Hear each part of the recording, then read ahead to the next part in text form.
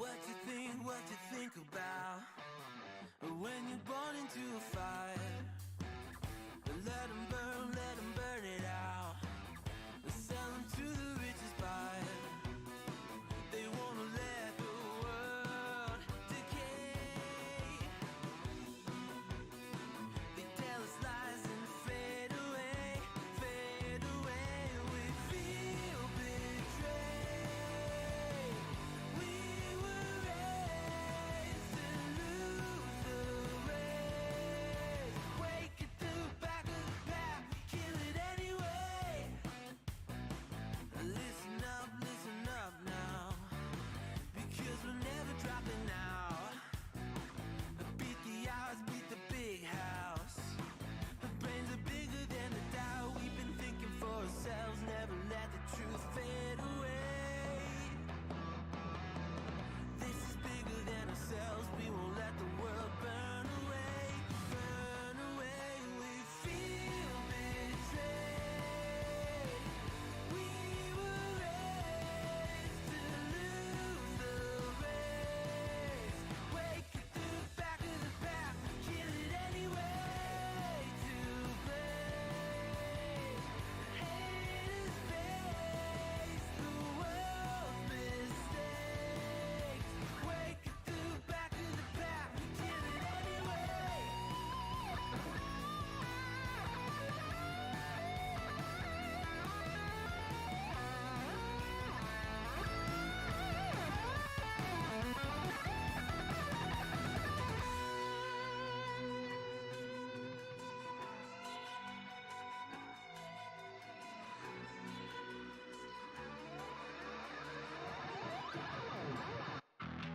And we feel betrayed. We were raised to lose the race.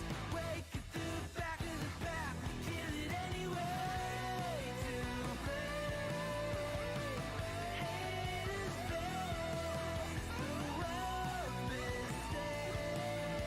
Wake at the back of the pack, kill it anyway.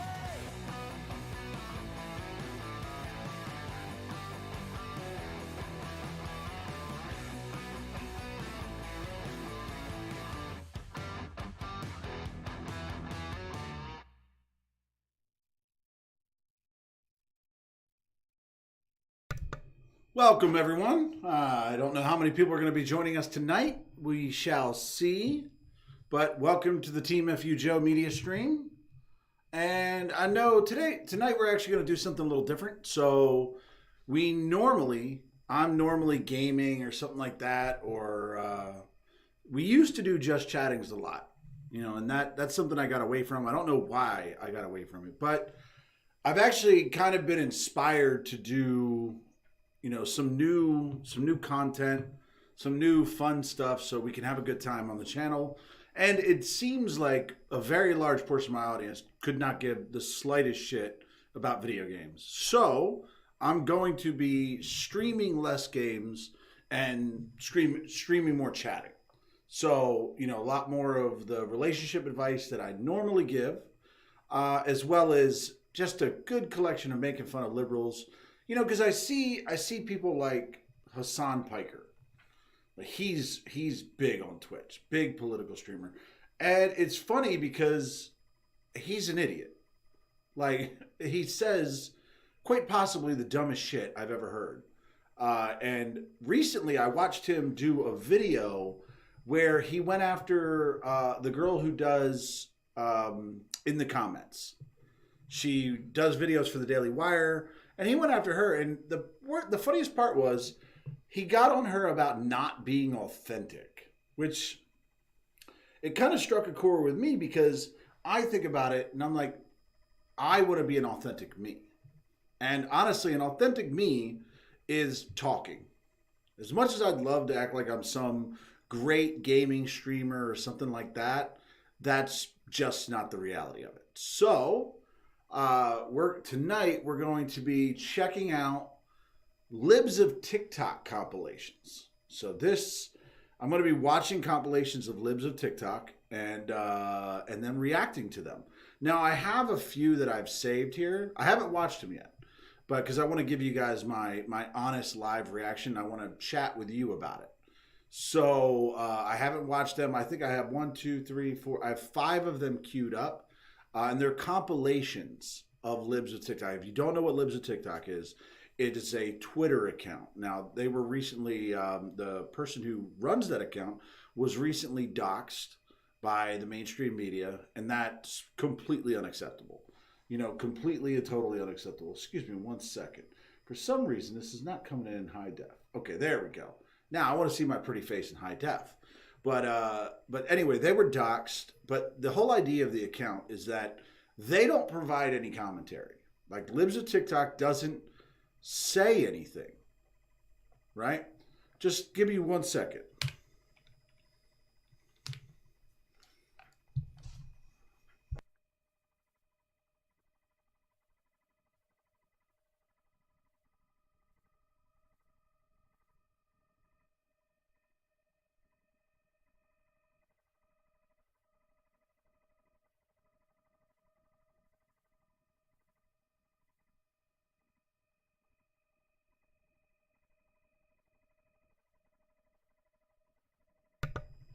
Okay, back to where we were. So as I was saying, Libs of TikTok doesn't actually say anything. There's no commentary on it. There's nothing making fun of them. The only thing they do is they show liberals' videos.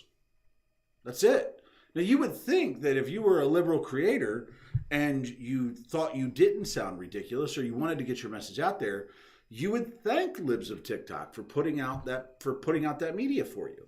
Like, I would love it if somebody just shared all of my videos. That would be spectacular because I'm confident in what I'm saying and I don't think I'm a fucking idiot. But the problem is the liberals on TikTok are saying shit that they know is ridiculous. They know it's pure insanity. So when somebody puts out a compilation of all their videos or just puts out their videos, they get super offended by it. How weak does your argument have to be when you get mad at people for simply resharing your video, right? And that's all Libs of TikTok do. So I am going to be watching some compilations of them, and we're going to see how absolutely ridiculous they get. So, all right. So these are Libs of TikTok cringe compilations. Now, these are not, I did not create these compilations. These compilations were created by a YouTube creator named Big Nick. He's got 5,090 subscribers. I recommend you go follow him, Big Nick, on YouTube. He puts together these great compilations, and you guys should go follow him because, again, these are not my compilations. I'm simply watching them. I found them on YouTube, and that's why I'm watching them here.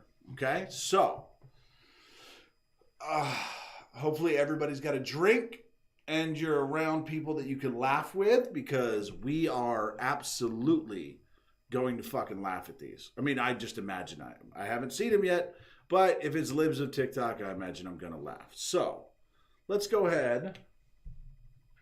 Let's check it out. So here we are. So this is, I couldn't find Libs of TikTok cringe compilation 1, so I'm starting with 2. I'm going to try to find 1.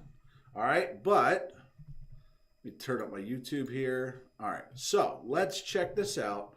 This is Libs of TikTok cringe compilation. All right, so let me take a drink before we start this because this is going to be fucking bad. All right. Hit my vape because I'm a millennial and we vape.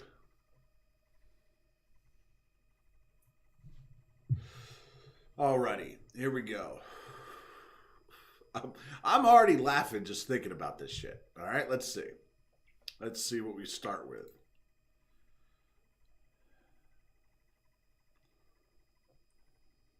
All right, what are we starting with here? My mommy doesn't like Dr. Seuss. She says he's a bad guy. Yeah, well, Dr. Seuss was mean to a lot of people. Why? Well, sometimes people are mean to others without reason when they're different than them. It's not very nice, and it's not okay. Who was Dr. Seuss mean to? He was mean to people who looked different to him and people who believed different things than he did. Oh, so he was racist like Donald Trump. Yeah. Does it keep going? All right. So, first of all, preschooler. Preschoolers are 4. You're going to tell me this is the conversation that a preschooler wanted to have, that the teacher didn't inspire their worrying about Dr. Seuss and whether or not he was racist? And then to act like the preschooler actually said racist like Donald Trump. Really? All right, well, I mean, look, that's not that bad. Like, it's a little skit she acted out. The thing that bothered me was the fucking bird. Did y'all hear the birds in the background? Maybe it's the video, but I could have swore there was a lot of fucking birds in the background. It sounded like a shitload of birds. But, I mean, she looks like an elf, so maybe she's got one of those tree houses. All right, so that's not that bad. That's not nearly as bad as I thought it was going to be. So let's check it out. So this comment was put on a video that had absolutely nothing to do with politics, but let's dive in because teaching is political. Hold on a second. Teaching is political? Maybe I'm just too old. No, it's not because I'm too old, because fucking that shit shouldn't change, but I didn't know anything about politics when I was a kid. I especially didn't know what my teachers thought of politics. Maybe she's going to explain it better. I don't know. Hold on. The education system, the curriculum, school zoning, funding, standardized testing, all of these things can create and further lead to class and racial inequalities and impact life chances for our students. Especially as a history teacher, my students deserve somebody who is going to confront and challenge the injustices and untruths that are in our history that have led to discrimination. So now, chat, maybe I'm the only one, but I mean, I love history. Like, I have one of my degrees is in history, but I learned about the injustices and the racism and all that shit in our history. Like, I learned about slavery, Jim Crow, segregation, busing. I learned about all these things. Like, this was part of my history class. So I don't know why you feel you would need to go above and beyond that, because that shit's in the curriculum. Is it no longer in the curriculum? Like, maybe that shit's not in the curriculum anymore. I don't know. But I know that I learned it, and I can't imagine they would have stopped teaching it, but I don't know. So yes, teaching is political because as we develop... No, it's not political. Teaching is not political. Curriculum and have conversations with our students, equity and anti-racism Oh, I love it when people use... Hold on, let me let her finish. need to be in the forefronts of our minds. No, see, I knew she was going to say some shit like that. No, equity does not need to be in the forefront of your minds. Equality does. Equality. You cannot have... Equity is equality of outcome. Equality is just everybody has the same opportunities to learn. So, but if you're trying to get everybody the same outcome, like, look, here's the thing. In school, I was an extremely smart person in school. I breezed through school. It was easy as shit. Got A's the whole fucking time I went to school.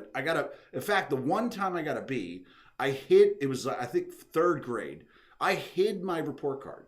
I hid it. My mom was like, where's your report card? I'm like, I don't know. It hasn't come yet. You know, because kids were fucking stupid in the general sense of the word as far as knowing how to hide shit from our parents. But I hid my report card. And then she just kept going and going and going until I finally gave it up to her. And she was like, why did you hide this? And I said, well, the B. And it was like, you know, but that's the thing is like, but there are stupid people. Like, I remember when I was in school, I came in for a test and I realized, I was like, shit, I hadn't studied or anything like that. So big deal. I knew the material. I had read the book. I had read the textbook. And I took the test. I got 100 on it. And the girl next to me got like a 92 and she started crying. See, equity or equality was we were both offered the same opportunity to study the same amount, to study the same materials, and to take the test. Equity would have been lowering my score, would have been taking 5 points off my score and giving her 5 points because she studied, so she deserves a higher score than me. That's the difference there. And that's not how the world works. You don't get credit for showing your work in the real world. Like that's one thing that always bothered me about school, about math. Show your work. Why? There is no credit in the real world for showing your work. There's credit for arriving at the solution, for having the answer. But I really can't stand teachers sometimes. My God. As well as giving our kids the means to gather factual information and form their own opinion. You're not letting them form their own opinions. You're telling them what their opinions are. You're like, when you do that, I just noticed your shirt. You literally took Mount Rushmore and put 4 Native Americans there. Look, Native Americans, I'm sorry. You were defeated, just like every other group that no longer holds the country they had. And let's not act like you were living here peacefully to begin with. You were killing each other. We came in and whooped your ass for it. That's the way it works. But it's just, But this is wildly different than indoctrination or propaganda. No, it's not.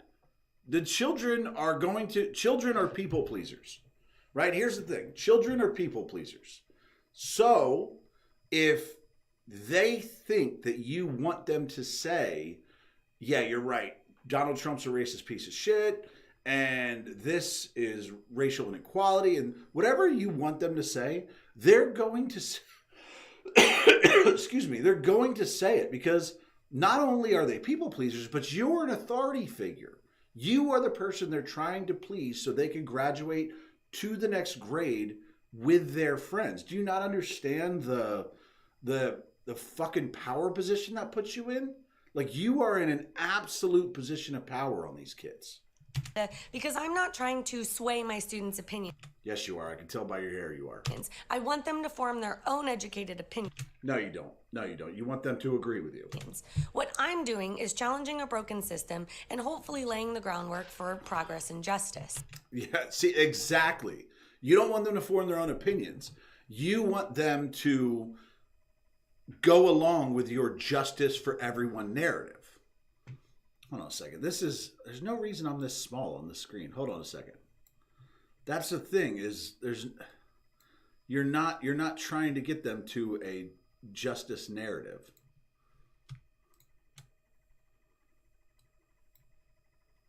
All right, let's make me a little bigger on the screen here.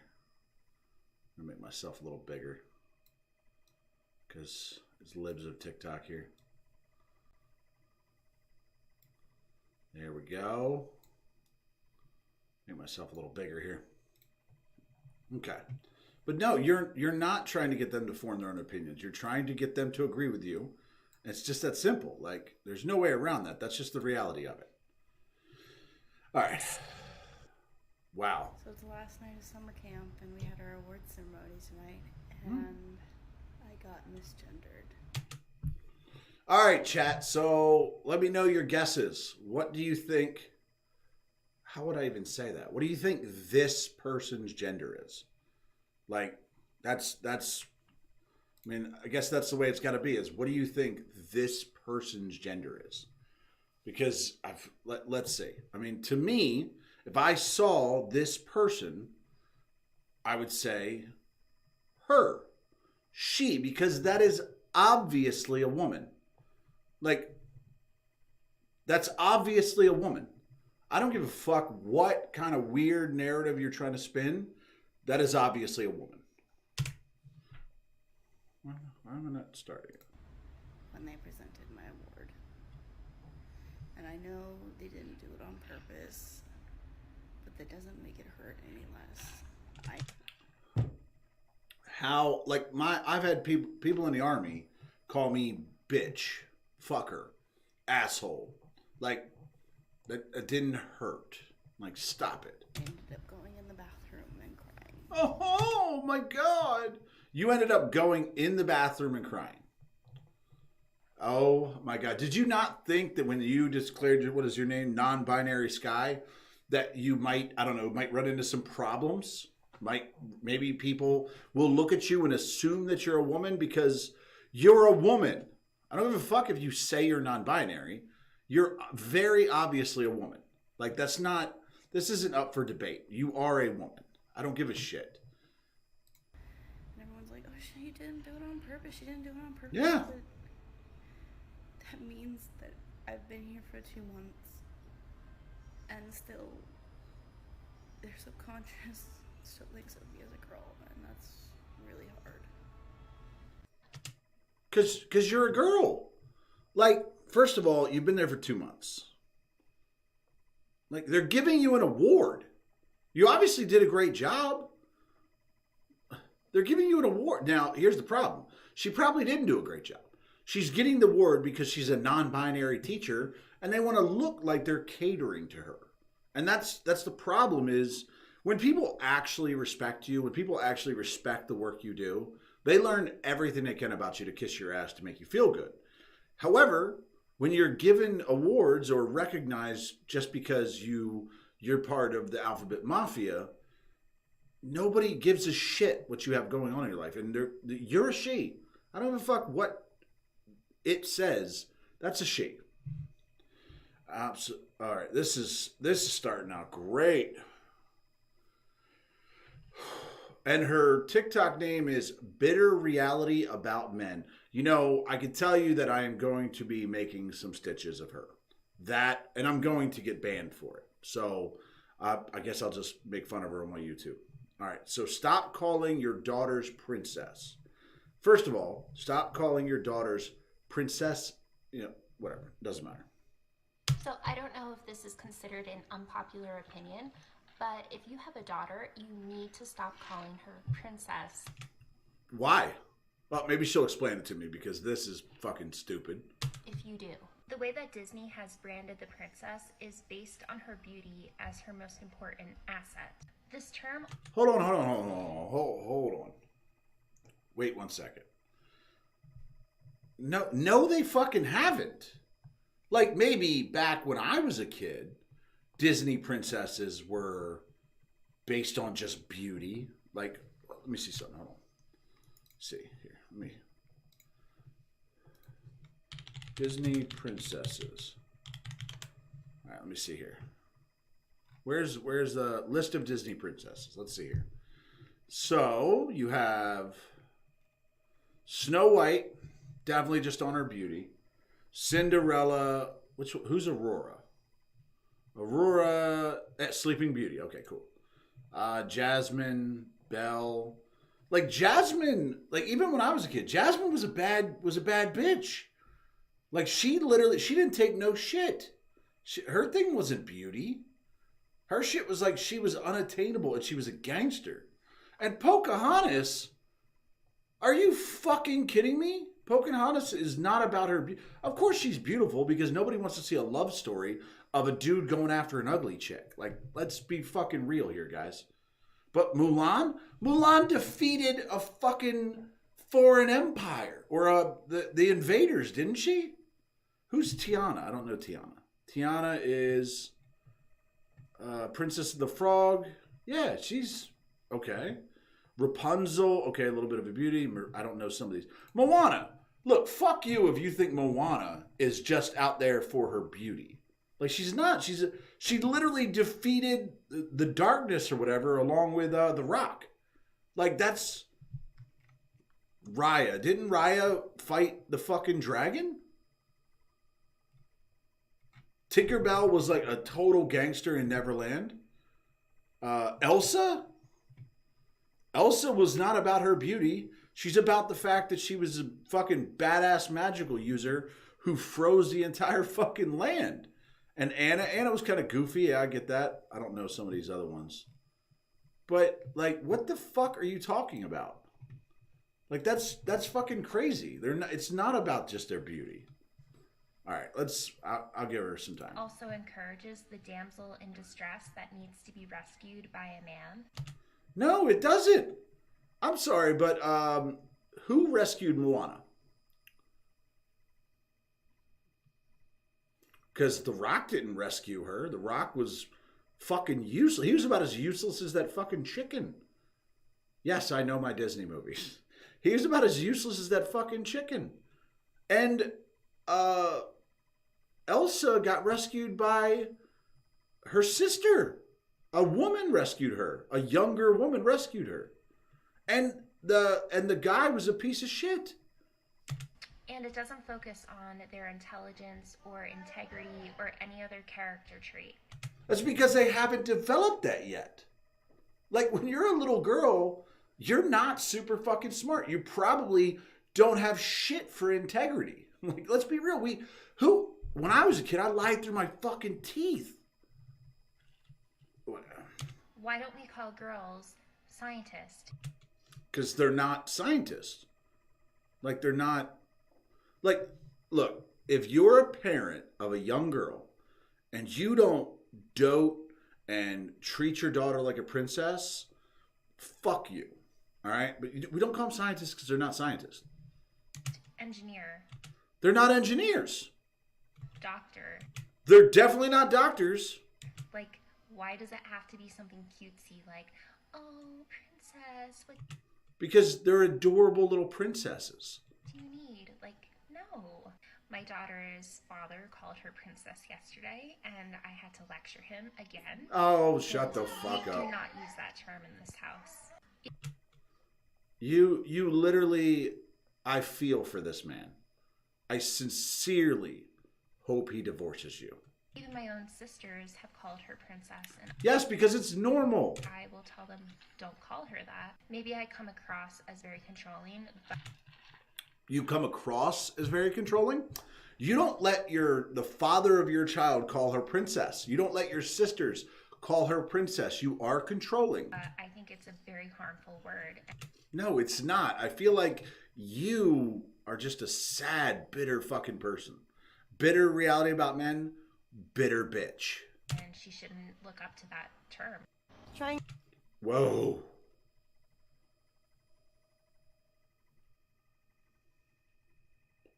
Okay. I was not prepared for that. Okay, I got to go back a little bit. I'm going to miss what she said a little bit, but I was not prepared for that to pop up on my screen. All right, let me just tell you, I was not prepared for that. And look up to that term. trying this again because I keep running out of time and fucking up. I keep forgetting I can't say certain words on here, so let's try this. Mostly I feel feminine or non-binary. Today I'm feeling really femme and cat-like as well. Yeah. But I also feel masculine, mostly boyish. I don't ever really want a woohoo. I'm proud to have a hoo-ha. But I also, sometimes want to take these guys off. But other times I'm happy to have them. I love to play with them. I love them. Other days I want to tape them down. I'm running out of time. But yeah, I go through stages of feeling feminine, non-binary, and sometimes boyish. So that's normal. Like, here's the thing where the left has completely fucking lost me, right? Like, you can be a woman. You can just always be a woman. And you can have times where you feel feminine. You can have times where you feel more masculine. But when you feel masculine, that does not make you a man. Like, that doesn't make you a guy. Feeling like a guy can feel effeminate. He can be effeminate at certain times. That doesn't, or he could just be effeminate all the time. I know people who are effeminate all the time. That doesn't make him a woman. Like, are you motherfuckers just trying to cosplay the other gender? Really? Are you trying, like, you might as well wear blackface at that point. Like, if you're just going to cosplay other things that you're not, just fuck it. Just wear blackface. It's the same thing. You're just cosplaying it for a joke. All right, let's see. I can't spend any more time on whatever the fuck that is. I just added bug to my list of pronouns. Bug. This is fucking real life. She added bug to to her list of pronouns. That's her gender. She's a bug. Or can I say she's a bug? I don't fucking know. So here's a very quick tutorial on how to use bugs pronouns in sentences. Okay, let's go. I'm meeting up with my friend Moth later. Bug just dyed Bug's hair, and it's this super cool green. First of all, you don't have a friend named Moth. Bug just dyed Bug's hair. Why are you talking in a third person or third insect? I don't. You know what? Green color right now. I think we're gonna go to Bug's house and play some video games. And then I think Bug said that Bug wanted to go to the store by Bug's self. You didn't change your pronouns. You changed your name. Like, you're just calling yourself Bug. That's not changing your pronouns. You just changed your fucking name to Bug. So I'm gonna head out after that, and then maybe we'll get to hang out another time. I love hanging out with Moth. Again with the fucking Moth. Bug is a super cool friend, and I'm so glad that Bug hangs out with me. So yeah, if you guys have any questions, Bug self. She's even confusing it. Like, she's even confusing it. She is the one that made this shit up and is explaining it to you, and even she's fucking it up. Like, come on. Pronouns, and I'm always willing to answer. Her name is Bug Prince. I Questions about my pronouns. Period poverty doesn't just affect women. This should be good. Two-spirits, trans men, non-binary. The fuck is a two? I gotta look this up. What is a two-spirit? Hold on. Let's look this up. What is a two-spirit? A two-spirit person is a male-bodied or female-bodied person with masculine or feminine essence. We're measuring essence now. Essence? Two spirits can cross social gender roles, gender expression, and sexual orientation. No. Oh, since Europeans arrived in the Americas, they've documented encounters with two-spirit people. No, they did not. They documented encounters with people who feel like they embody an animal, but they don't. Like, it's a superstition. It's a religion. They don't, it's their superstitions. This is not fucking reality. Anyway. 9 by gender. No, men can't have periods. No, it's that simple. No, look, I'm going to watch the rest of this, but I'm not even going to entertain the idea that men can have periods, because they can't. So if you think men can have periods, fuck you. You're wrong. You need to learn fucking biology. People and genderqueer people can all have periods. And arguably, period poverty may be higher in these populations. Here's why. You ever seen a tampon dispenser or a box of free tampons in a men's bathroom? No, because it's for men and they don't have periods. What about a period aisle not labeled feminine hygiene? No, they don't, because only women have periods. Or pink boxes all around it. Periods can be a really tough and dangerous time for people that aren't cisgender women. No, the only person that's in danger when a period happens, other than cisgendered women, are the guys that are dating them. Like, it's that simple. The only other people, there are only two types of people that are in danger when a woman is on her period. Yes, and I said when a woman is on her period, because only a woman can have a period. But you have to have a vagina. You have to have female reproductive parts to have a period. It's not just bleeding. Like, periods aren't just PMS and bleeding. Well, even the bleeding part, you can't do that as a man. Our shit does not bleed. And if it does, you need to go see a fucking doctor right away, because you are in really bad shape. But it's a tearing down of the intervaginal walls. Like, it's you have to have a vagina. So, all right. But the only people, as I was saying, the only people that are in danger are either women or the guys that are dating those women. Or I guess you could also say, if they're lesbians, the women dating those women. But then your cycles sync up, and I imagine you try to murder each other with every sharp object you can find in the house. So if you're donating period products or putting them out in your workplace or school, make sure they're in all bathrooms. No, they don't belong in men's bathroom. There's no reason for them to be there. And let me tell you, if you put them in kids' bathrooms, boys will just play with them. We'll just sword fight with them. Or at least that all people have access to these products. Because blood has no gender, baby.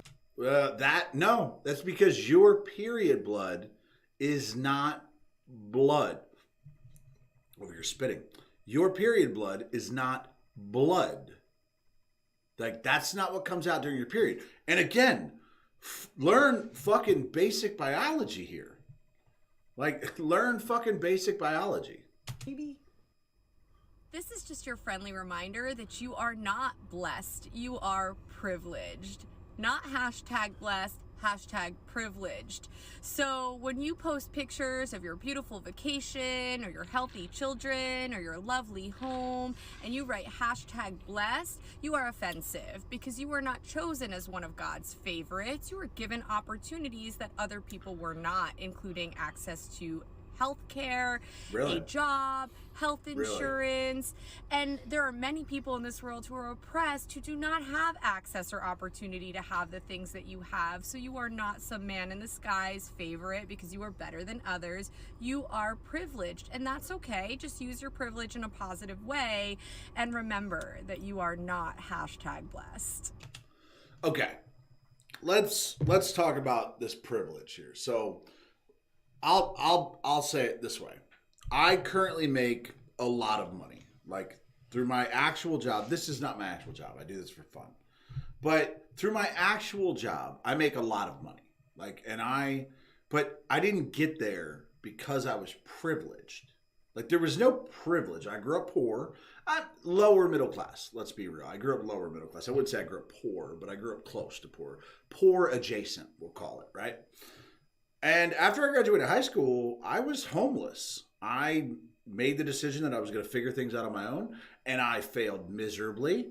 I don't know where the white privilege squad was for that, but they obviously missed me on their, go around the white neighborhoods. And then I realized that I couldn't live on the street for the rest of my life, so I joined the Army. And I spent 10 years in the Army, deploying overseas a lot. Being in combat, being in shitty places, having bombs dropped on me, rockets fired at me, mortars shot at me, bullets shot at me. Like, I've had all that happen. I'm disabled from the military because of injuries I sustained while I was in. But I utilized that time while I was in to go to college because I had the ability to do that for being in the Army, not because I was white. I got multiple degrees when I got out. I got multiple degrees while I was in, and then I got out and opened my own business, which I got fucked over in business, ended up selling the whole thing and then working some shit jobs. And now I work a really good job after I got my MBA. So I'm not privileged. I worked really fucking hard to get where I am. And there's nothing that would have prevented a black person or a brown person from doing exactly what I did. I wouldn't recommend they did what I did because I took the really fucking hard way to get to success. Like, I would hope they do it better than I do, but none of that was based on privilege. So, like, what the problem I have with this privilege shit is that she just eliminated all the idea of hard work. Like, you can't have an equality of outcome until you have an equality of effort, which there are tons of people out there who don't work as hard as I do. Like, it's just that fucking simple. Like, they don't fucking work as hard as I do. They're not as smart as me. So they can't be in the position I'm in.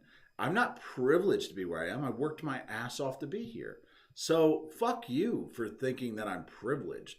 Look, the only white privilege that exists is that as a cisgendered white man, I cannot blame anyone else for my problems. So I have the privilege of having to take it all on my chin and figure it the fuck out. Bitch. This is probably going to piss off a lot of people. I love it when people start a video that way. That's a tactic on TikTok, by the way, to get people to watch the rest of your video, because people might watch a video that seems like something they like. People will probably watch a video with a pretty girl. But if you say I'm going to piss you off, everybody will watch that fucking video. But that a relationship between a man and a woman is inherently unequal.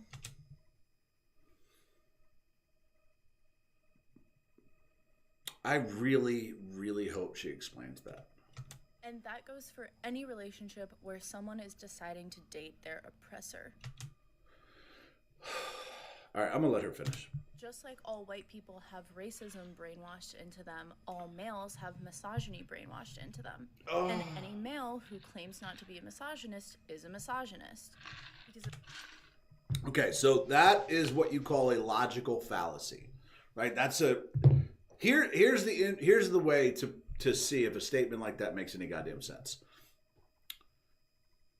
If it is impossible to be proven wrong, if any way, so like she says that every guy's a misogynist. Now, with that, she's basically saying that there is no way that a man can't be a misogynist. So if you can't refute, if there's no possible path for a guy not to be a misogynist or a white person not to be a racist, it is inherently not true that they're racist or that they're misogynist. It's look up Sad Gad. Sad Gad has a great talk on this.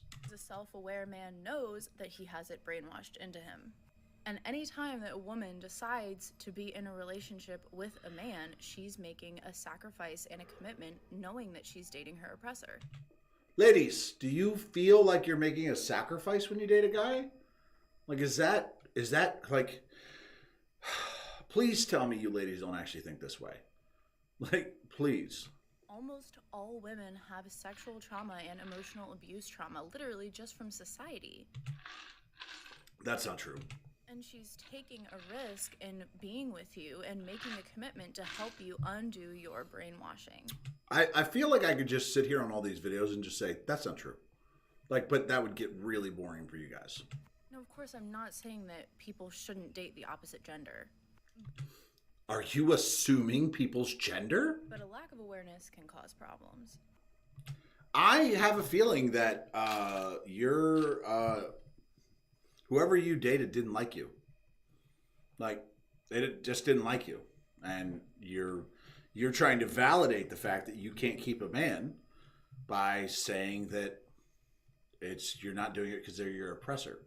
But let me date a woman who tries to tell me I'm her oppressor, and she's trying to train me to not be oppressive. You're gonna have a single woman on your hands real fucking quick. There is absolutely no reason why Hurricane Ida should have done that much damage to Louisiana and Mississippi and along the path that it's going to take. You're right. I agree. It's like you built a city below the water line and the levees were built like shit. And part of the reason why is because there is infrastructural and environmental racism. The levees were racist? In a lot of minority and low socioeconomic communities. There's no reason that the southern border of Louisiana should still be struggling to figure out what type of infrastructure and technology they can use to prevent minority communities from being destroyed. Look, I really hate this too. People try to make... You know, I'm going to let her finish and then I'm going to make my point. And on top of that, not just being destroyed, but also having to put in their own resources to rebuild their own community. Okay, I'm going to stop her there. Because, one, people, for some reason, make poor communities synonymous with minority communities. It's not. There are significantly more, even way beyond the statistical, significantly more poor white people in this country than there are poor black people. Like, even as a proportion to the population. There are so many more poor white people in this country. And there were tons of poor white people in Louisiana that were destroyed by Hurricane Ida. So to try to make that... And then she says they're being asked to put their own money into building their own community. Yes, it's their community. Like... Wake up and smell the flowers, people, okay? There is race embedded into every decision in the United States of America, and the sooner that we realize that, the sooner we can stop people from dying because of things that could have been prevented. Hurricane Ida couldn't have been prevented. It's a fucking act of God. It's an act of nature. And the people that were affected by it were predominantly black, but that's because New Orleans is predominantly black. Like, the whole fucking city is predominantly black. So if you live in a place that is predominantly black and a natural disaster happens, yes, black people will be affected more because it's predominantly black. Hurricane Ida wasn't racist. Wow. Something that's been bothering me about... Oh my God, I thought it was a booger. Seriously, I thought it was a booger. I didn't realize it was a nose ring. I love the nose rings, ladies, by the way. Love women with the nose ring. But, I mean, I don't love this woman. Like, that is not a good looking woman. Jesus Christ. But, fuck. But, all right. But I thought it was a booger. The fact that Texas restrictive abortion laws are going in effect today is how a lot of American journalists and, commentators are comparing this to the Taliban and Sharia law. And I just want to point it out, if you don't already know this, if you can't already clock it, this is Islamophobia.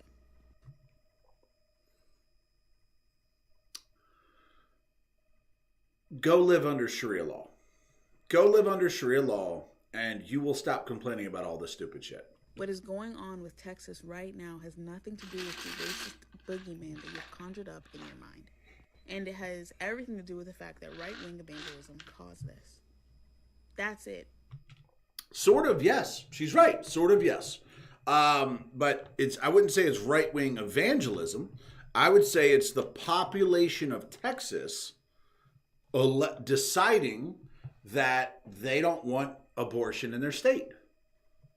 And here's the thing. For people of Texas, for all you liberals in Texas, if you think your opinion is the majority, next election, vote out all the people that voted in favor of it, put in the people that will allow abortion, and rock on. That's what representative democracy is all about. Point blank period. Point blank period. Point blank period. It has to do with the fact that white people's birth rates are declining. Yeah, here's the thing.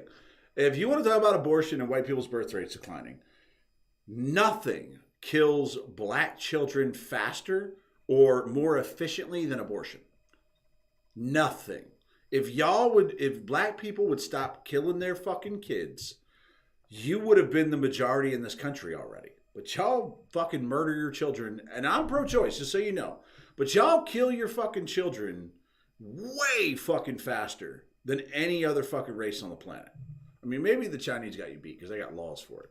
And in a country where whiteness is power, whiteness isn't power. That is a bad thing to them. It has to do with holding on to the systemic power they've had that's not how you use systemic. So long that they will do anything, including making sure that they harm women and children to keep the status quo. Harm women and children. Make sure that they harm women and children. You're the one advocating to fucking kill as many of them as you want. That's harming children. Like, fuck you. That makes no goddamn sense. They want to outlaw abortion to harm women and children. What? It has to do with white supremacy. Of course it does. Of course it does. Fucking coming on here with your fucking ugly ass and fucking lazy eyes telling me it's all about white supremacy. Whatever. That's why this is happening. Fucking, what's his name? What's that actor? The Republican Party built the Republican Taliban army recruiting in Texas. All right. Taliban army in Afghanistan, and they're currently building the Taliban army in Texas. I just lived in Texas for a year. I didn't see any Taliban. I know what they look like. I fought them a lot, but I didn't see any. They must be sneaky. That's right. The Texas Taliban is terrorizing women in Texas. They're letting them know that if the Taliban rape you and you get pregnant, you have to carry that terrorist baby to term. Oh, she's trying to equate white people. Okay, I get what she's doing. And if you don't carry that terrorist baby to term, you can be sued $10,000 by the Taliban. And I'm guessing more than one Taliban soldier can sue you. Really? And the Taliban can sue not only the person getting the abortion, the person driving them to the abortion. Yeah. They can aiding sue and the abetting. doctor that provides the abortion. Yep. Don't let them build a Taliban army in your state. No, so what she's talking about is Texas said that if you have these abortions illegally, they could prosecute you. It's that simple. I don't know where the Taliban thing came from. No, that's creative. Make sure you vote in every single election. Yep, every absolutely. Single one. Absolutely. Because the Republican Taliban army is coming. But look, what the advice she gave is great. If you don't like what your government is doing, what your local, state, federal, whatever the government you're talking about, if you don't like what they're doing, go vote. Have a voice in who represents you. Because honestly, if you think that your opinion is the majority opinion in your state, which is what matters, you can easily elect the people that will make the decisions you want them to make. So I support her on that at least. All right, so that's the end of the first video. All right, so now we're on to 2. Oh, this is gonna be a good one. This is gonna be a good one. All right, so I'm gonna refill my drink. Let me put this here. So I'm gonna refill my drink, and then we'll. Okay. Oh no! Stop, lady. Hold on. Stop now. I clicked on the screen. She started. All right, so I'm gonna be right back. All right, just give me a second to refill my drink, and then we'll get started. Then we'll get right to it.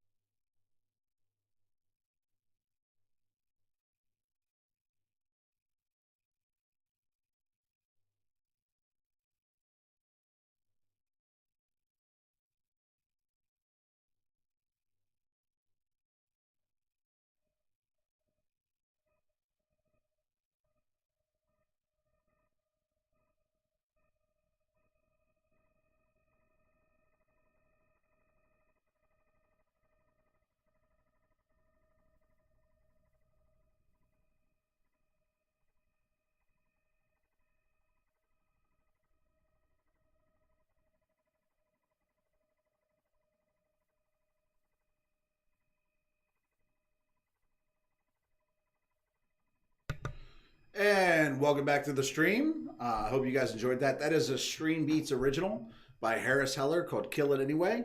If you guys need audio for your stream, so like background music, things to listen to that aren't going to get you DMCA strikes, whether you're on YouTube, whether you're on Twitch, go to Stream Beats. You can get them on, I think it's Spotify, YouTube, Amazon Music, Harris Heller is an amazing resource for the streaming community, but he's a great musician as well, and he makes stream beats.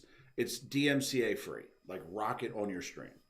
But let's get back to our amazing libs of TikTok, so that we can.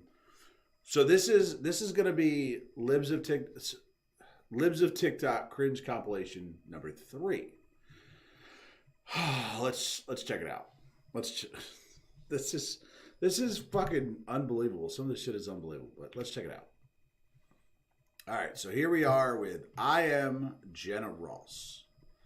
What do you got for us, Jenna? Okay, one, yes, I'm sitting in my car because my daughter's asleep. And yes, I'm using a beauty filter because it's been a long day educating the world's youth, and I need it. Look, just so you know, like, men are not hating on the use of filters. Like, ladies, y'all hate on each other for this shit. We don't care. Like, we're all for your filters. Rock them. She looks beautiful. Like, is anyone else tired of this, like, audio that's like, what's not clicking, Steven? Why is she going so fast? Is it just me, or did she really fucking speed up? Like, I'm over it, especially when white women do it. Like, I'm just so tired of seeing white women use audios on TikTok that are, like, clearly given to us by the black community, by black content creators, and, like, no credit given. They are giving credit. Like, what? Wait, hold. Look, I'm an avid user of TikTok. And when you use someone's audio, it credits them automatically. Not only does, if you click the sound, it'll show them, it also says this audio originally from so-and-so. It also monetarily credits them. Do you think that black creators on TikTok want their sounds only used by black people? Black people are 13% of the population. Like, they want everyone to use it so they make more money. But thank God we have the white knight here to defend black creators from getting paid. The fuck? No recognition of, like, where this originated. Like, the amount of clout that white women have gotten off the backs of black content creators is unreal. They don't get clout. They use their sound. Like, and they get credited for it. Imagine a world where Addison Rae could only use content made by white people. That would be segregation. I'm pretty sure black people fought against that. Like, that bitch would be a bum. No, Addison Rae isn't famous because she used black sounds. Addison Rae is famous because she's hot. And let me just be clear, I use the word bitch in a very loving term. Like, No, you don't. I don't think Addison Rae is a bitch, okay? No, you don't use it in a loving term. You use it to be offensive. I don't even know her. This is the internet. But what I'm saying is, like, if white content creators only used audios and, you know, challenges that were created by other white content That would be segregation. creators, I don't think that this app would have as many white content creators with millions of followers and millions of dollars. Like, the amount of money and notoriety these people have is honestly credited almost solely to black content creators. You sound like a person that doesn't have a lot of followers. In fact, let me see. I'm gonna bet I Am Jenna Ross. Let's see. I Am Jenna Ross. You have 70 followers. She has 70 followers. How many videos does she put out? She has a private account. That's why you don't have a popular account. You have a private account. And what you're saying is stupid. That too. That's another reason why you don't have a popular account. Okay, I had no idea that I had changed the speed of the audio, and now, like, I went back and watched it, and it's embarrassing. But I'm gonna keep it because, like, I got through a lot of points in a small amount of time, so we're going with it. I was wondering. I knew this shit sped up. I don't mean this to come across like I'm saying white people should stick to white people shit. What do you mean? What do you... That's exactly what the fuck you said. You said white people should stick to just white creators. Like, what the fuck are you talking about? And black people should stick to black people shit. No, that's exactly what you said. Like, that sounds really divisive. Yeah, it's awfully divisive. And that's really not what I'm trying to say. Then what are you saying? But it just kind of speaks to the privilege that white people have, that anything that they want, they just take. Everybody does on TikTok. I as a creator, let me tell you, I don't use other people's sounds because I like my content to be original. I like my content to be what I want to say. And I don't feel that, maybe this is the snob in me, but I don't feel like other people communicate the points that I want to get across better than I do. So I use, but that's that is exactly what the fuck you said. For themselves and use for their benefit. Can we talk about how it's actually horrifying that the Kardashians went... What is horrifying is whatever the fuck is going on with your eyes. Like you look like you have anarchy symbols coming out of the sides of your eyes. But anyway, sorry. Out of their way to have kids with black men just so that they could have a closer proximity to black culture. No. Hold on. Let me re-listen to that. Hold on a second. All right. I can't listen to that girl anymore. Let me go back. All right.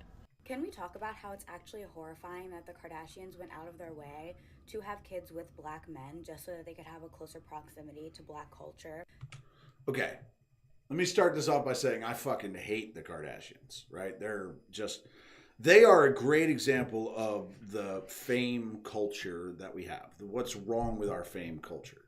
That we just aspire to just be famous for the sake of being famous, right? But they like black dudes.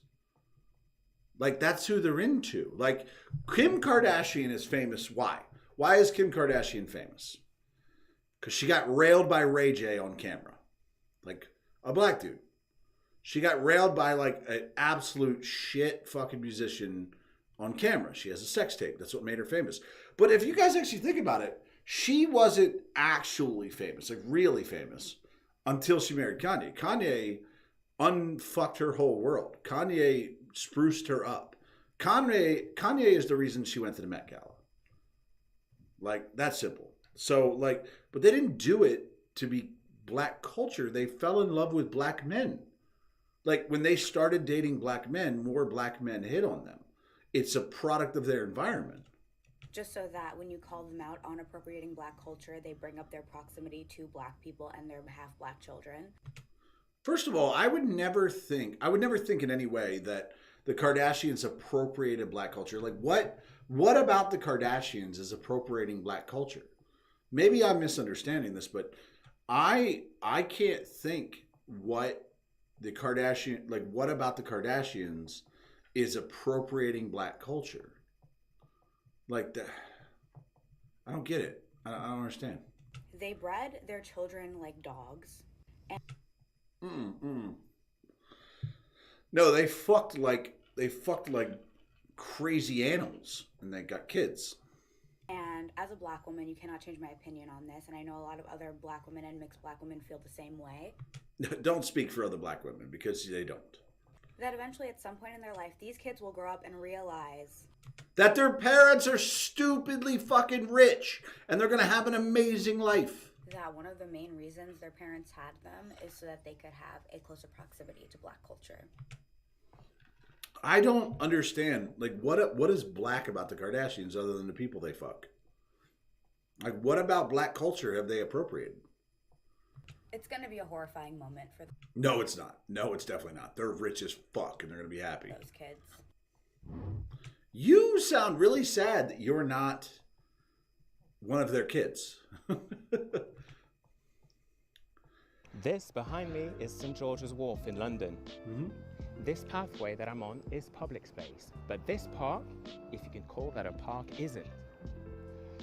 It is for the use of the residents only, but as you can see, there are no residents in the park because it's a shit park.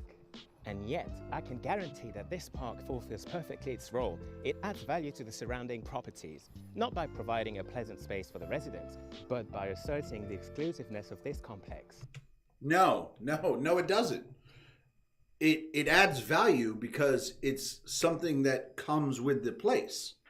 Like, you have an outdoor green space that is part of your place. Nobody ever actually uses them, but you use it to say that you have an outdoor space for your residents.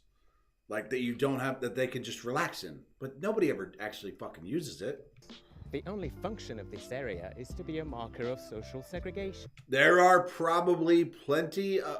Okay, well, actually, you said social segregation. I'm sorry. I was about to make the same mistake they make all the time by automatically assuming race. But it is social segregation. Rich people don't want to be around poor people. I get that. Like, I have a lot of money, and I live in an area now that there's a lot of poor people around me, and I don't like them. I don't want to talk to them. I don't want to hang out with them. Sorry, I'm too good for that. I know that sounds fucking terrible, but it's the fucking reality. I work really hard for the money I make, and I make a lot of fucking money, and I don't want to spend my time around poor people who don't work as hard as I do. That's simple. It makes the residents feel superior. They are superior to you. Yeah, and it sends the message to everyone else that they're not worthy of that space. Because you're not. This is one of the many ways in which the space can be violent in this country. That's not violence. Fucking stop with the misusing of these fucking words. It is not violence. Shut the fuck up. And reinforce and affirm social segregation. Yes, social segregation is a real thing. Rich people don't want to be around poor people. That's true, though. I mean, if you got a really nice space, if you got lots of money, why would you want to be around poor people? Fuck that. I don't.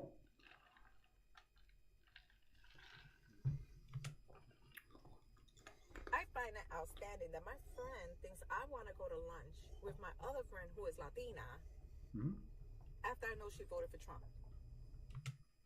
You're losing friends over who they voted for? You're a shit person. I can't do that.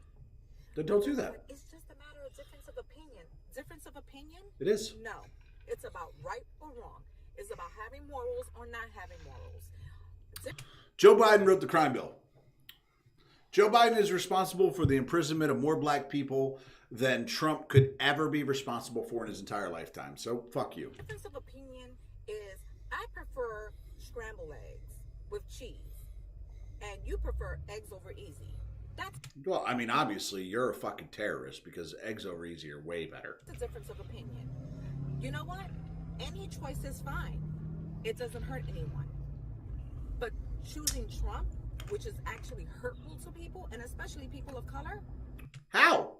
He's only hurtful to people of color because you said that. Trump didn't become a racist until he was president. Trump was never considered a racist until he beat Hillary Clinton. In fact, all the awards on his shelf in the NAACP would say that he's definitely not a racist. absolutely not. Not ready to forgive. I don't know how you guys feel about it, and how are you guys doing with your friendships? Let me know. Why does it matter? Oh, it doesn't matter. Trans people deal with discrimination every day. Today this happened to me. The staff saw my name on my credit card and chose to be aggressively transphobic. All right, let's check it out. Matter to you. But to me, I'm a male. Okay? Okay. So, what are you? So I can call you a sir or ma'am. What are you? What would you assume looking at me? What are you? What would you assume? See, she's setting him up for failure. You either want us to assume your gender based upon what we see, or because, like, look, if I dress up in women's clothing and put on makeup, I'm going to still be very obviously a dude, right? So it's the reality of he's doing the right thing. He's asking, what do I call you, sir or ma'am? Like, that's, you can't ask for a more accepting and fucking, and, what's the word? More accepting and, I can't think of the word, but you can't ask for a more accepting person that just says, what do I call you? Assume looking at me. I assume that you're a man. Yeah, that's a dude. That is a dude in women's clothing.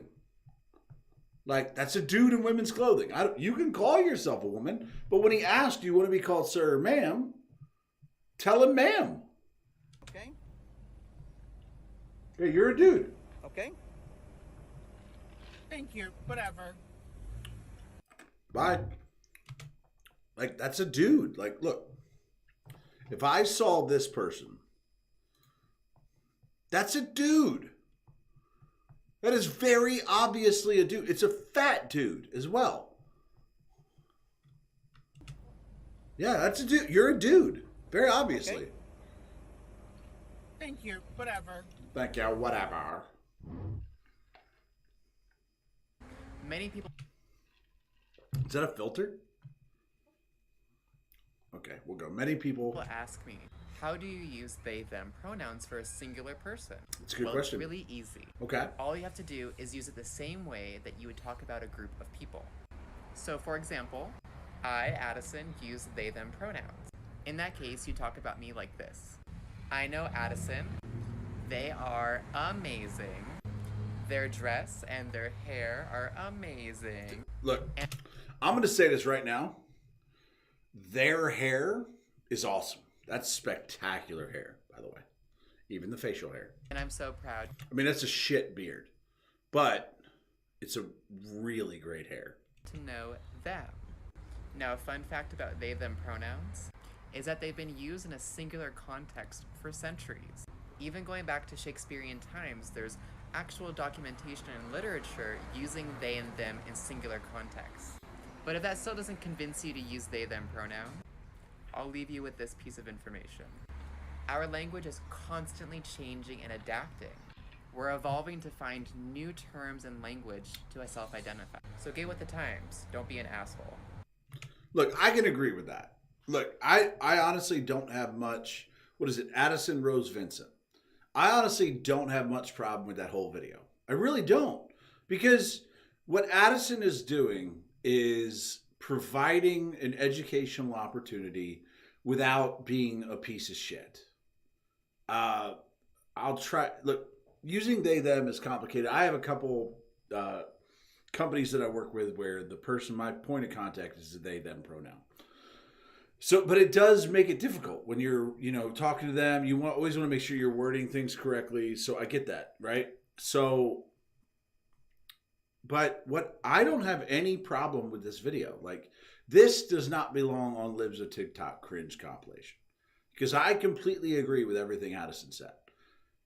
Addison provided a simple explanation of how to use they, them pronouns. Now, if you choose to use them, that's up to you. But like, that's pretty straightforward. Like, I don't know about the Shakespearean times and documentation and shit like that, but I don't really disagree with that video at all. I mean, good for you. Way to create a video that helps people understand how you want to be addressed without being a prick about it. Great job, Addison. Really, really love that video. I totally agree with everything in that video. I don't hate. And because this person did such a good job of explaining things, the account is at @breakthebinary_ on TikTok. This does not belong on this compilation because there's no cringe in this one for me. I totally agree with this video. Great job. The reason we have so much discrimination in the world today is because you feed your children it's a vegan. Fuck. Animal products. From birth, we're taught that certain animals, like pets, should be loved and cared for. But then these animals over here, cows, pigs, chickens, and fish, should be tortured and murdered. We don't question these sorts of things when we're taught this as a child. If you're told a lie enough times, it becomes your reality. Oh my God. See, this, I'm not talking about the vegan thing because fucking you're an idiot. But what he just said is perfect explanation for the teachers from the prior video. If you are taught something enough, it becomes your reality. So when you're telling these kids that everyone is fucking racist, all white people are racist and all black people are oppressed, it becomes their reality. Thank you. Teaching this to kids is the root of all discrimination that we see in the world. Just imagine if we taught our children to treat all animals fairly and not to treat certain beings or species differently just because they might look a bit different. But they're so tasty. They're not as intelligent. If we teach humans not to discriminate based on species, we would 100% see far less discrimination. And there are plenty of countries out there that eat pets. Amongst our own species as humans. Fuck, even the French eat horses. Humans. People always say that we should worry about our own species before we start worrying about the animals. But we've got it all backwards. Let's stop indoctrinating our future generations to discriminate between species, and then maybe we can fix some of the things that we see between humans today. I mean, look, I don't agree with vegans. I think animals are tasty. They're delicious. So I don't agree with them, but it's a good explanation. I don't hate. Good job. Humans today. I got cornered by 3 6th grade students at lunch today. I'm going to guess this is one of those non-binary things. Good name, though. NB Springsteen. Nice name. I got cornered by 3 of my 6th grade students at lunch today, Wait, you're a teacher? and they came up to me all excited. They were like, Miss Collins, what's your sexuality? And I said, why do you need to know that right now? That's the right way for a teacher to respond. Why do you need to know that? Like, that's none of your business. And they were like, oh, I don't know. I just think you'd be like a super fun, like, bi or pan person. And I said, well, I don't really know how much I'm allowed to talk about this. There you with go. Students, but does looking at my shoelaces help? No. That doesn't help me. Does that help any of you? What does that mean? Am I supposed to know what that means? They're purple, white, gray, and black. What does that mean? Am I just not hip with the... oh my God, I'm so old. I almost just said hip with the times. Oh my God, I want to cry. I just said hip with the times. Oh my God. That wouldn't help me. Does that help anyone here? And these kids just flipped out. They were so excited. Somebody help me. What the fuck does that mean? What does purple, white, gray, and black shoelaces mean? Somebody help me. Like, I don't know what that means. Seriously, I'm not trying to be offensive or anything. I don't know what the fuck that means. But I'm glad the kids knew. 2, 3. I wear a mask to school. I wear a mask to school. Hi ho the Dario. I Does anybody get like prisoner of war vibes? Because I know I am. wear a mask to school. It helps to keep me safe. It helps to keep She's got that Karen voice. Like, it's serious Karen voice. But this is like some prisoner of war shit. me safe. Hi ho the Dario. It helps to keep me safe. They very obviously do not want to sing this song. It keeps my friends safe. It keeps my friends safe. Hi ho the Dario. It keeps my friends safe. And let me see a hooray! Put your hands up in the air! So At the end, she kind of sounded like a goat. But, I mean, like, the kids very obviously didn't want to sing that song. Or they at least had no fucking idea. Like, this girl's like, look at the eyes on this girl right here. She is like, holy shit, she's got a gun. Is there a gun on the other side of this camera? This girl's like, They just want to get on with their fucking day. So I came out as... What's it like being what the fuck is NB? And a teacher. I'm also non-binary. My dream job is teaching high school history. So I came out as non-binary a little over a year ago. Okay. Non-binary a little over a year ago. Cool. When I started interviewing for jobs, I was still in the closet about my gender identity. I was also dating a guy at the time and was afraid to come out because he was straight. Well, that relationship ended, and after I got a job and moved out to Seattle. It's always Seattle. And after I saw how accepting my district was, I finally became open about being That's a beautiful woman. She's very pretty. non-binary. I do get a lot. I'm gonna be real. Like, that's a very pretty girl. Like, whether she's not, look, I wouldn't care. Like, I'll be dead honest with you. If I was dating a girl and she said I'm non-binary, I would say I don't care. Like, really, like, unless you want to fucking put a, close up your vagina and put a dick on, I don't care how you feel.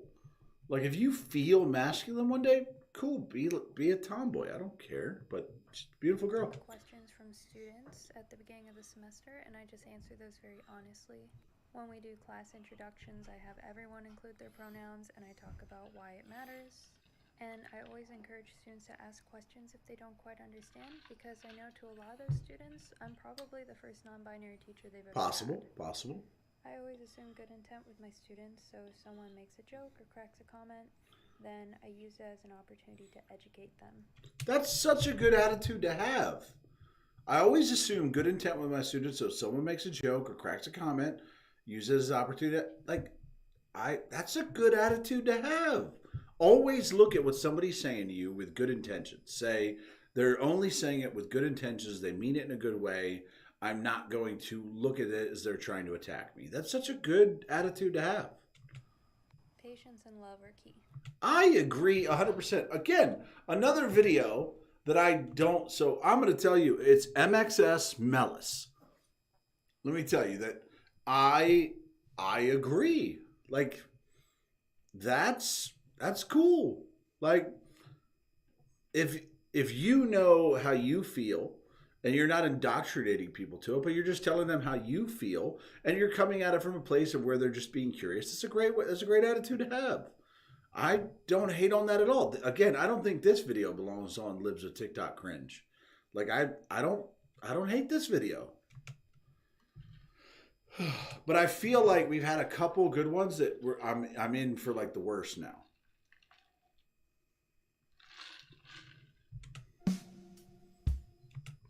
POV, you're the trans teacher getting ready to corrupt young minds.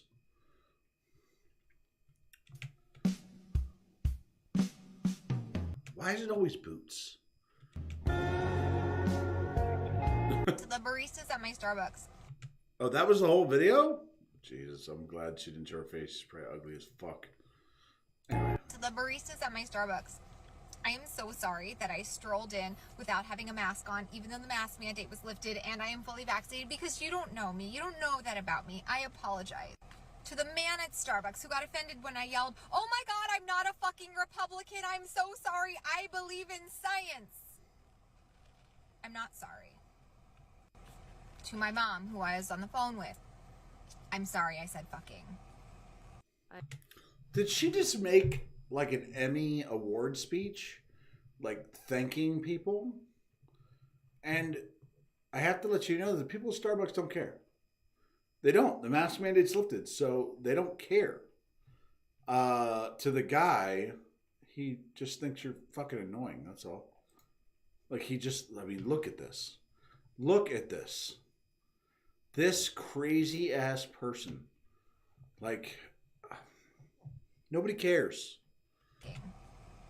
I am so tired of catering to cis people's feelings.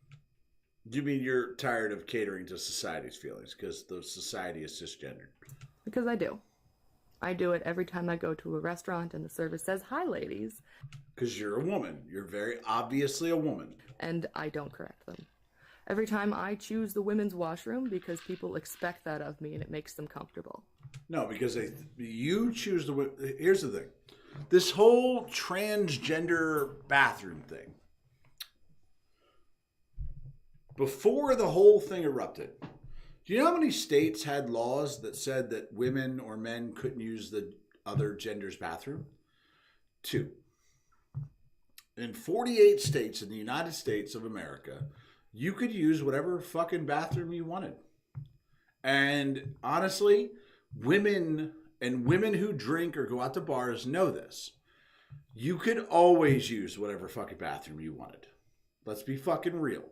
No guy has ever lost his fucking mind or gotten pissed off because a girl went into the guy's bathroom. Fucking stop it. Every time I go to the grocery store and ignore being called miss or ma'am. Because you're a woman. Every time a close friend misgenders me, and my immediate response is they know it's okay as long as you're trying. It is okay as long as they're trying, because you're a woman and you're trying to get them to call you something else. It's not okay. It is okay. Shut up. And I'm not okay. You are okay. And look, if you're going to fucking do something to yourself, don't share it with social media. Because in order for any of you to even entertain the idea of respecting my existence, I have to water down all of my emotions lest I live up to the whiny crybabies trans stereotype that you all have in your heads. Because you are a whiny crybaby trans stereotype. Because God forbid you take someone seriously when they are showing valid emotion. It's not valid emotion. You're creating emotion out of no actual problem. That's why trans people, that's why we don't respect this. and I mean this seriously, the number one reason why I don't really give a fuck what trans people think is that you're making shit up for the sake of being different. You're doing it to be different. The vast majority of people in this country who are claiming to be trans are doing it because it makes them different. They're not doing it because they actually feel that way. They're not doing it because it validates who they are as a human being. They are doing it because it is trendy. And you are a woman. You are 100% a woman. Obviously, you are obviously a fucking woman. And when people call you that, get the fuck over it. Don't pause in front of you. Don't just pose in front of your rainbow fucking wall so that people are like, oh my God, this might be a trans talk. She couldn't even muster tears because it's not a real emotion. She made this TikTok and then went and ate a sandwich. Like, she was fine. She was fine. She was fine. I hate that straight people have taken the incredibly complex and nuanced thing that is the queer experience and the queer experience. It sounds like a ride at Disney. Stolen it, oversimplified it, bastardized it, commodified it, and then they try to straight-splain it back to us as if they know more That's a new one. Straight-splain? I haven't heard that one before. about it than we do. We do, because we know basic biology. I hate that we have to make ourselves either entirely invisible or I hate that your fucking eyebrow stops. Y'all see that? Is it just me? Her eyebrow, like, hold on, let me see. So, like, look here. Her eyebrow starts here to here. Where is the rest of your eyebrow? Is it the same over here? You're like a cartoon character. Where is the rest of your eyebrow? That is, oh my God. What? I'm sorry, I focused too much on the eyebrow, but isn't that so weird? Where's the rest of your eyebrow? I'll let you continue. shove our identities into neat little stereotypes that they can easily digest.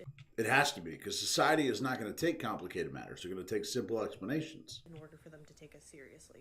No, we're never going to take you seriously, especially with your eyebrows. We're never going to take you seriously. I hate having to infantilize and handhold straight people constantly in order to reduce... No. These are straight people you want to interact with. I'm sorry, I didn't mean to pull. Sorry, I paused her at that moment. She looked awful. But you're not infantilizing or holding their hands. You want to interact with them because you want to feel accepted. You want to feel loved. You want to feel like you have friends. So you feel like you need to infantilize them. What you could do is shun them, but you won't because you want acceptance more than you want validation. Chances of a temper tantrum and the subsequent revocation of their support. I hate the idea of the ever patient, ever willing to teach queer that straight people seem to think encapsulates all of us. That's not how you say that I word. am not your fucking encyclopedia. I am. You are, though. Like, look, here's the thing. My buddy Chris, gayest dude I know. He's the only guy I've known for as long as I've known that is just gay as gay gets, right? He is my gay encyclopedia. He is my reference book to gay. If I have a question about gay culture, about gay people, that's my dude. Like, that's my man. I will ask him, yo, man, let me ask you this about gay people. Like, you are our gay encyclopedia. I am far too busy living my own life to attempt to educate you for hours on end. No, you're not. You're making TikToks about it. You're definitely not far too busy. Without monetary compensation, or at least without the insistence constantly that I'm not being as nice as you want me to. You don't have monetary compensation because nobody fucking listens to you. And what? I'm still disturbed by these fucking eyebrows. If you're so interested, do a modicum of research yourself, and if you won't even do that, you're not actually interested. Well, we're not actually interested. We're trying to make you feel okay with who you are. We're not actually interested. We don't give a fuck. Like, as a straight guy, I generally don't give a fuck what goes on in the queer culture because I'm not queer. I don't care. I'm not going to be in that culture. I'm not going to offend my friends, that any of them that are part of the LGBTQ, whatever the fuck letters we're adding to it now, I'm not going to try to offend them, but I actually don't care. Like, I really don't. Like, and most of us don't. Most of us straight people, we do not care about gay culture. There's nothing about it that's interesting to us. And it's not because we hate you. It's that it has nothing to do with our lives. So why the fuck would we care? Being fat is bad and unhealthy. That's true. Fat, and of course you're going to call it fat phobia. Oh my God, okay. All right, look, I'm going to refill my drink right now. We'll finish this. This is a really interesting comment because I know the commenter didn't think about really what he was saying. He just wanted to leave a hate comment. No, being fat is bad and unhealthy. He thought about what he said because what he said is factual. And his name is Mahmoud These Nuts. The commenter's name is Mahmoud These Nuts. I love it. Which is fine. But my question is, why is being unhealthy a bad thing? Because you're gonna die. You're gonna be a burden on the healthcare system if you don't provide your own healthcare. You're gonna raise the cost of premiums for everyone else. And so that's the problem. See, that's the thing is for fat people. Look, here's the thing. If you have your own insurance, you're paying for your own healthcare, we wouldn't care. We would not care how fat you are. We wouldn't give the slightest of shits how fat you are. The problem is that you feel entitled to government-provided healthcare, which means the taxpayer, people who aren't fat, are paying for you to be fat. That's the problem. First of all, obviously not all fat people are unhealthy. That's not true. All fat people are unhealthy. Like, that's not debatable. It's not a debatable topic or anything like that. All fat people are unhealthy. But let's say they were. Because they are. What is the moral issue with being unhealthy? The tax on the healthcare system that you could alleviate just because you're fat. Why does that make you a bad person? Nobody said you're a bad person. You just obviously have low self-control, you eat like shit, and you're going to die younger. Because that's how we get to the core of fat phobia. It's not fat phobia. Nobody's scared of fat people unless you're trying to sit on us. Right? There is a moral assignment with the idea of being fat. Yeah, you're lazy, you're not willing to work, you're useless, you're going to die, you're going to have health problems. Yeah. Whereas we associate thinness with good. Nope, we associate fitness with good. We don't associate thinness with good because there are people out there who are way too thin and it is going to kill them. Bodybuilders are going to fucking die way younger than fat people. Let me put it that way. Bodybuilders die way sooner than fat people. So they're worse. But we don't associate thinness with good. We associate fitness with good. And fat with bad. No, we associate fat with lazy and bad self-control. But why is that? Because it's the truth. Why do you think being unhealthy and being fat is bad? Because it is. Needs to be. And the reason is all the things I just said. Rebel Wilson poses in a swimsuit and tells fans it's never too late to improve yourself. I agree. She did an amazing job. If you haven't seen Rebel Wilson, she rocked it. And you wonder why we don't trust these people. First of all, Rebel Wilson is not just some chubby actress. She's not. Being an actress is a very tiny bit of what makes Rebel Wilson the amazing bad bitch she is. You know she's a lawyer? You know she's the only lawyer to have successfully sued the Australian government? And won! Rebel Wilson is a fucking rock star. And she lost the weight because she wants to live longer. That's why she lost it. She didn't lose it to get sexy or to look thinner. She lost it because she wants to be healthier. Because fat people are not healthy. It happens every single time. Yeah, fat people lose weight because they realize that they want to live longer and enjoy the money they have. Every single time. This is from today. This is from today. Don't know why you're singing that, but your double chin, it's good that you ducked your double chins out of the screen. Hey. Yeah, no. Yeah, no. No. Yeah. How dare you tell a woman she can't lose weight and make herself better to be able to live longer? No. Wasn't fat rep. Was not. Was not ever fat rep. Unapologetic fat actors. Actor. Are you comparing yourself to Rebel Wilson? You're going to compare. What have you been in? Were you in Pitch Perfect? Were you in a movie that made a sequel and then another one and was one of the most popular movies, and even me as a straight guy, I could sing all the fucking songs to? Like, are you that popular movie? Did you crush it at the box office? Did you make hundreds of millions of dollars with your movie? Try to put yourself on her level just because you've been in some independent movie that was looked at by the Sundance Film Festival. Forever and only. Till the end of time. This is boring! It's so boring you made a video out of it, but do not put yourself on Rebel Wilson's level. She is a great actress. She's funny. And I'm glad she lost the weight because she's going to live longer, and I look forward to what Rebel Wilson does in our world when she gets to live longer.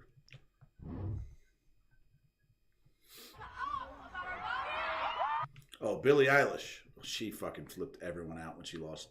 When she didn't lose any weight, but she put on like sexy dress. Whew, she is so hot. And I have to be honest with you that when they made that shit a law, I almost didn't want to do this show. So, because I wanted to punish this fucking place for allowing that to happen here. She must be in Texas. I remembered that it's you guys that are the fucking victims, and you deserve everything in the world. Good for her. And we need to tell them to shut the fuck up. Play to your crowd, Billy. Like, I don't hate on that. Do your thing, Billy.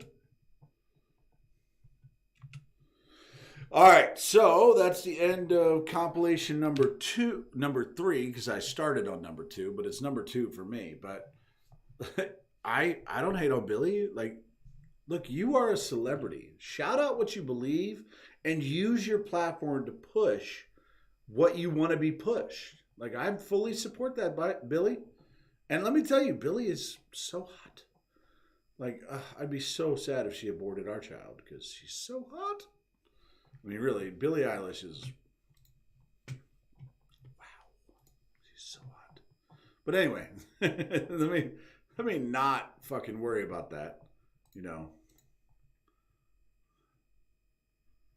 All right, so we have another few videos to go through. Looking forward to somebody jumping in the chat. It'll be nice, hopefully. And it'll be a lot better once I can push people from my TikTok because I'm banned. What is today? Today is 3rd. So I'm banned for... Damn, the Phillies won 10-0. Nice. I'm banned for another 3 days, and then I'll be back on TikTok. But again, I'm going to refill my drink. And let me see here. What do we got here? I'm going to refill my drink. And then I'll be right back to do another one. Hold on a second. Where are my songs? Okay, so we'll do this. No, is it that one? I don't like that one so much. Let's see. We'll give you some good music when I go. This one I like. All right, we'll rock this. I'll be right back.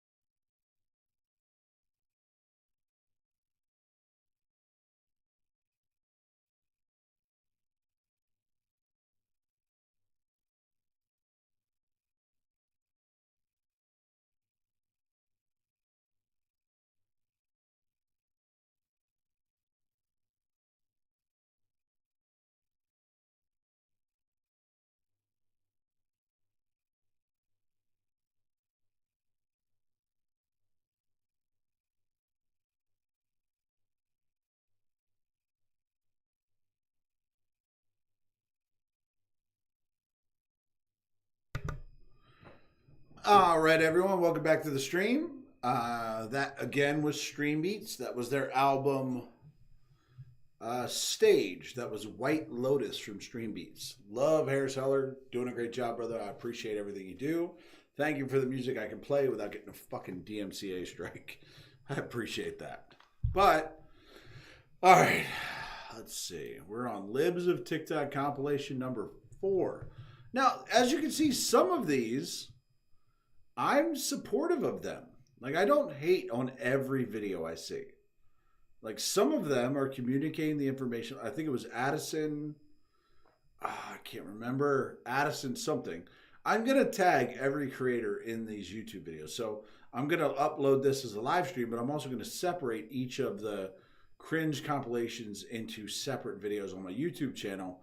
And I'm going to tag every creator in that so that they can see my reaction. And then they can tell me I'm an asshole or whatever. But I want them to know that, especially the creators that I support, like the teacher who said that she sees everybody coming from the good side and stuff. Like, that's awesome. I love that. I love that she comes from a space that she's like, I assume everyone's coming from a place of genuine question. That's great. That's so awesome of her to come from that place. And I support it. I support Addison, who explained how to use they, them. Like, I'm not just some asshole who's like, fuck every trans person. Fuck everyone. No, it's nuanced. Like, if you're coming from it from a place of like, look, I want to educate people on what to call me. That's cool. Like, that's really cool. But if you're coming from a place of like, cisgender people are pieces of shit. Okay, I can't support you there. Like, I don't have your back on that one.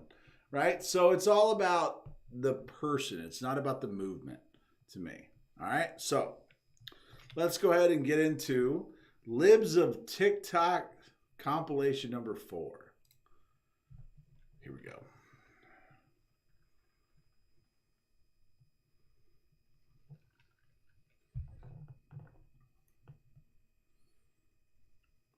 Does this sound? Oh. Sorry, hold on, let me start again. Let me start. Twix presents Bite Size Halloween. Okay.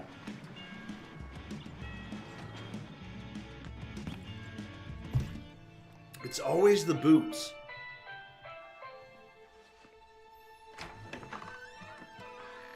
Hi. I'm your new nanny. I don't need a nanny. Girl's hot. Well, your parents seem to think you do. What's your favorite color? Black. Black. Other than black. Oh, charcoal?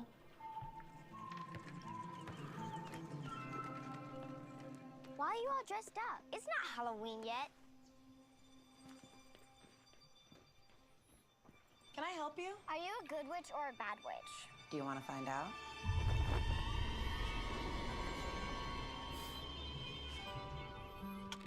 You buckled?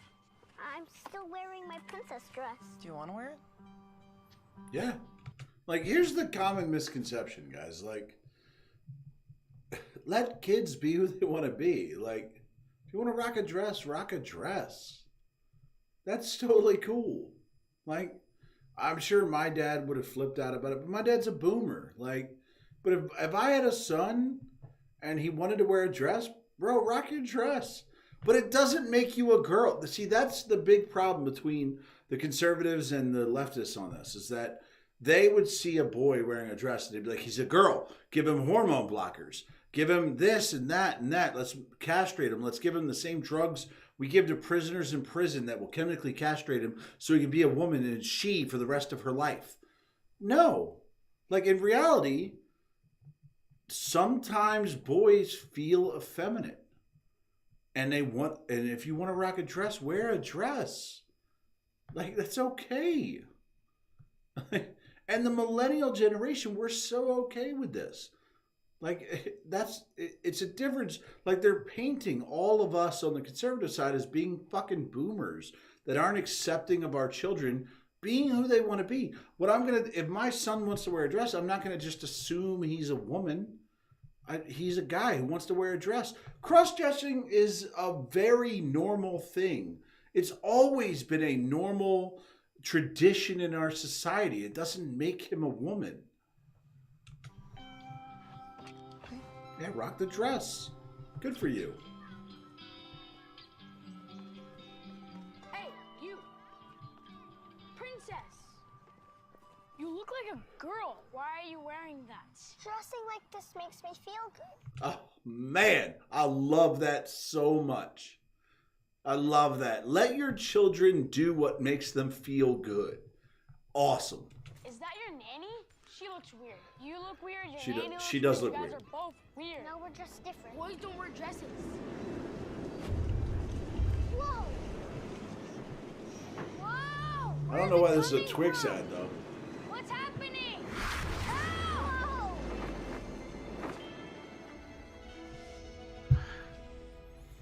We should go. This is like more of an advertisement for being a witch. That chick is cool as fuck. Will he come back? Yeah, probably. Come on. Like that, I don't have any problem with that. That's a kid who wanted to wear a dress. Let him rock the dress. That's a crazy ass fucking witch, but you know, no, fuck it. I don't have any problem with that. That doesn't belong on the lips of TikTok. It's weird that Twix did that, because how is that an advertisement for Twix? Eat our candy. We like you wearing dresses. Like, I don't get it, but okay, whatever. I don't really have a problem with that. Hi, it's International Wow, that's a big girl. My God, your neck and chin are competing for space. Pronouns Day. I'm a non-binary elementary school teacher, so here's how I talk to my students about pronouns and such. Hi, my name is Mix K. It's Mix. So kind of like cookie mix. No. If you're a teacher, tell the children you're teaching your name. You are not there to advocate or be something different. You are there to be their teacher of education. You are not there to instruct them on what is a correct life to live. Stop. Or mixing bowl, that sort of thing. That's how it's pronounced. That is my name. That is the name that I'm comfortable with. That's not your name. That is your gender fluidity or whatever the fuck you're talking about. Tell children your name. You are their teacher of knowledge. It is the name that makes me happy, and I would like it if you referred to me as such. See, I'm not a Mr. or a Miss, so I go by Mix because that's what makes me happy. Now, you have a name that you like to be called other than the name that's on the paper, right? No. You call the children their fucking name. It's the same thing for me. I have a name that I prefer to be called, and that's the one that you're going to use for me, okay? See how she ended that? That's the one you're going to use for me. That is not instruction. That is not teaching. That is command. She told them what they're going to do. Now, I don't consider myself to be a boy or a girl. I just see myself as a person. You're a girl. So that's why I go by Mix. So I'm actually non-binary. I'm not really comfortable with feminine terms being used for me. If you can... Look, I'm not very comfortable with feminine terms being used for you either. I'd much rather describe you as a toilet paper roll. Find some alternatives. Because that's what it makes me think of when I see all of this. That would be great. My pronouns are they, them, and she, her. That's fine. That's fine. My pronouns are they, them, and she, her. Great. Thank you so much for asking. To What are adults. yours? Talking about gender is not something that's out of the realm for children. Yes, it is. Yes, it is. Because we never talked about it when we were kids. And I'm a millennial. So, yes, it is out of the realm. Honestly, the most understanding people when it comes to my identity have been the students. Yes! Because they are your students. You are instructing them. You are telling them what to think. They are not accepting. They are indoctrinatable. They are teachable. They are trainable. That's why they are the people that go along with what you want to say, because they have learned not to question authority figures. They have learned not to question teachers. I work with. So it's important to be yourself, because being openly you is probably the most important thing you can do for the kids of this generation. You should be you with less sandwiches. So I came out to my school as non-binary back in May, Oh, another and one. now we're back at the beginning of the school year, and things have been rough, but there are moments like this past Friday that make my job worth it. been working in the library for the past few Here we weeks go. as a specialist teacher because we don't have our teacher yet. And a week ago or so, one of my students called me like, "Yes, ma'am." This is only in America. Only could somebody be that fat off of living a life of luxury and feel that they're oppressed. Only in America. And I said what I usually say, which is, "I'm not a man, but I appreciate the sentiment." Now, That's a cool way to put it, actually. I'm going to give her credit here. I'm not a man, but I appreciate the sentiment. That's actually a really cool way to put it. I support her on that, or I support Luna on that. Her name's Luna with Love. I support Luna on that. That's a good way to express it. I am not a man, but I appreciate the sentiment. they were all confused because they didn't know what to call me. Yeah. And I didn't have really an answer for them at the time. See, that's the problem. That's a huge problem. I didn't know what to tell them. If you don't know what you want to be called, how the fuck are we supposed to know? Like, that's the point. If you don't fucking know, how are we supposed to know? I was just like, honestly, you don't have to use anything. I don't really know. No, they can't use anything because you have a problem with them calling you ma'am. So, then this past Friday, I had them again. And one of the students raised their hand and was like, "Last week you said we couldn't call you ma'am, so what should we call you?" Are you putting stuff, like, even I know that the way she's putting stuff on her nails is very haphazardly. Like, this is not good. And I had a thought. In a moment decision, I looked at my kids and I said, "You know what? You can call me Captain, because that'd be funny." You gave yourself a title? A rank? There is now a solid at least 10 fifth grade boys who are now calling me Captain K. Yeah, because they'll do whatever you tell them because you are their teacher. You are their authority figure. Here with us tonight to crown this year's homecoming is the Bruin Bear. Homecoming queen is a dude. Okay? It's fine. Pretty dude. Your 2021 homecoming queen is Zachary Wilman. Okay. It's fine. Homecoming. Although, the only problem I have with this is you're taking from an actual woman. You're taking the spot from an actual woman. But as long as your competitor is okay with it and supports you, I'm fine with it. Doesn't bother me.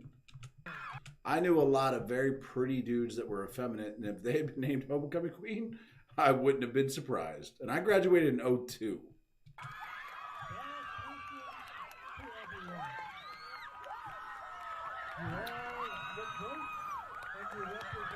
Good for him, her, whatever they go by. Don't bother me. She seems really supportive. These eco-friendly needle-felted packers are super lightweight, sweat and odor repellent, have these felt tabs on them so you can safety pin them to the underwear so they don't move around or fall down your pant leg. Is that like a penis replacement? Because I know a lot of guys that would love to have that. Like, why is it so small though? Like, if you're looking to like imitate a guy, don't have such a small fucking thing. Like, I get it. Some guys are growers, not showers. I get it, but don't shortchange yourself. Give yourself a big dick. Have fabric on the back to prevent itchiness. Nice. And they're made from local, naturally dyed wool. Cool. If this looks like euphoria to you, Ladies, let's be real. Look at the size of that. That is not euphoria. But no, like I'm totally supportive of that. Find me on Insta to learn more or to order one. But look, here's the thing, ladies. If you're a trans person and you want to be a guy, you want to look like a guy, don't shortchange yourself. Give yourself like a huge black cock. Like, don't shortchange yourself. Don't buy this tiny little purple thing, unless you're like, I'm a grower, not a shower. Like, I totally get that, but don't shortchange yourself by getting yourself a tiny little dick. But I don't hate on that. If you want to dress like a guy, you want to feel like a guy, and you want to put something there, cool. But dude, give him a bigger dick. Come on, man. I'm Cody. I've seen this video on TikTok. Here's my I'm gonna watch this through. I'm not gonna say a fucking word. But here's my problem with this video. Cody pronouns a lot, right? Cody does not remember their own pronouns. He, she, whatever, reads them off a fucking screen because it's so complicated and so convoluted that without reading them off a screen, this person would not know what the fuck they were saying. They said this to be objectionable, to be questionable, because they knew that if anybody stitched this video, they were instantly going to get banned. So I'm going to let you watch the whole video through, but just watch Cody's eyes. Cody reads the entire thing off a screen and has no fucking clue what Cody is talking about. Pronouns em, ers, or zs, ems, or zers, or really any neo-pronouns that aren't z, her, hers. I am a white, transmasculine, femme, non-binary, temporarily mostly able-bodied, neurodivergent, obsessive-compulsive, chronically ill, culturally Jewish... Hold on a second. Chronically ill. I know I said I was going to let it watch through, but now that I see this, chronically ill? You're always sick? Really? Unitarian Universalist, non-monogamous, demi-low romantic, gray demi-bisexual, survivor of acute and complex trauma, millennial, and cat parent in mental health recovery. 3 ways to let your friends know what gender you're feeling today. Gender fluid edition. PSA that you don't have to do any of these. These are just things that I do. 1. Pronoun bracelets. You can get... Oh my God, that's such a great idea. I love that idea. Could you wear fucking bracelets to tell us what to call you? That would be awesome. I totally support that idea. This is a beautiful girl, by the way. I really think she's beautiful, but that's such a good idea. Get different colored bracelets with different pronouns on. For example, this one says she, her, this one says he, him, and this one says they, them. The colors also correspond to how I'm feeling, so black usually goes with my black male outfits. Don't bring color into it, dear. Please don't bring color into it. Please. This usually goes with like... I honestly, she was going to be like, I feel like a black guy. My pink female outfits, and this usually goes as my non-binary outfit. Just a way to let your friends know what gender you're feeling today and how they can address you. Pins are also another good option. For example, I have this one that says they, them for when I'm feeling non-binary. 2. Clothing. Personally, I present very typically masculine when I'm feeling like a guy.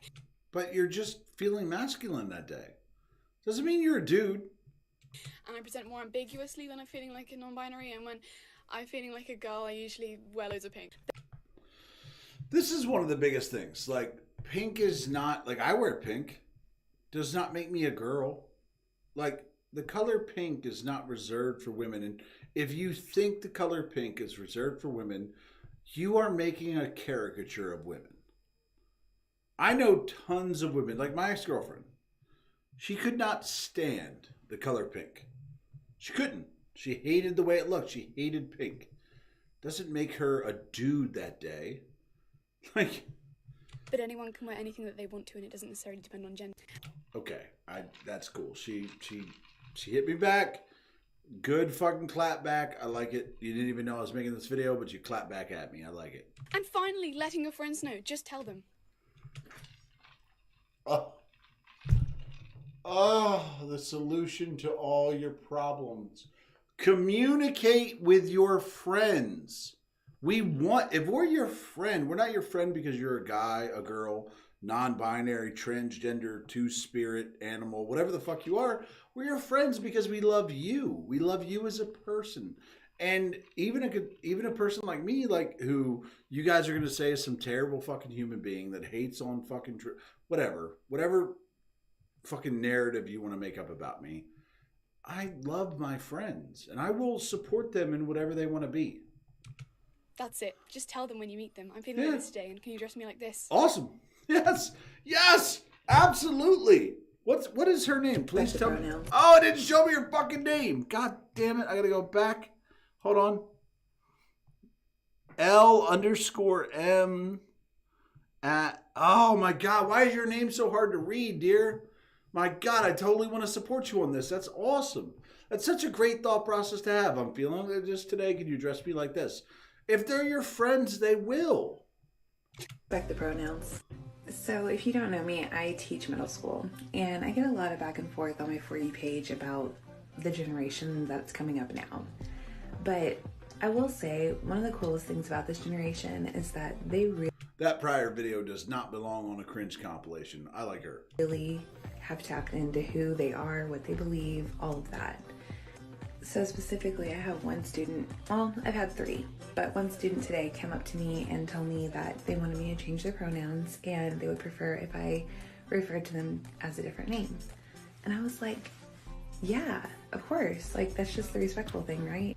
But in my mind, I was just like, how cool is it to just know that you feel a certain way and that you want to be who you are? And like, I did not have that kind of security when I was in middle school. Neither did I. Oh my God, I didn't even know who I was at that time period of my life.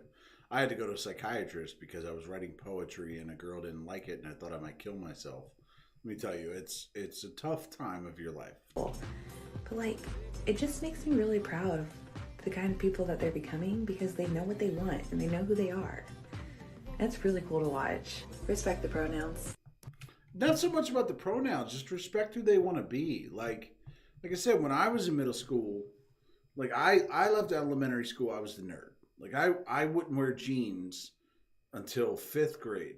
This is fucking embarrassing, but I wouldn't wear jeans until 5th grade because my parents didn't have a lot of money. They bought me a pair of jeans that didn't fit me very well, and they were super uncomfortable when I was in 2nd grade. And then I was like, I'm never wearing them again. And then in 5th grade, I met a couple people in my class, and I was always the nerd. I was always in the advanced classes. I was never, I was reading comic books in class because I was ahead of the class.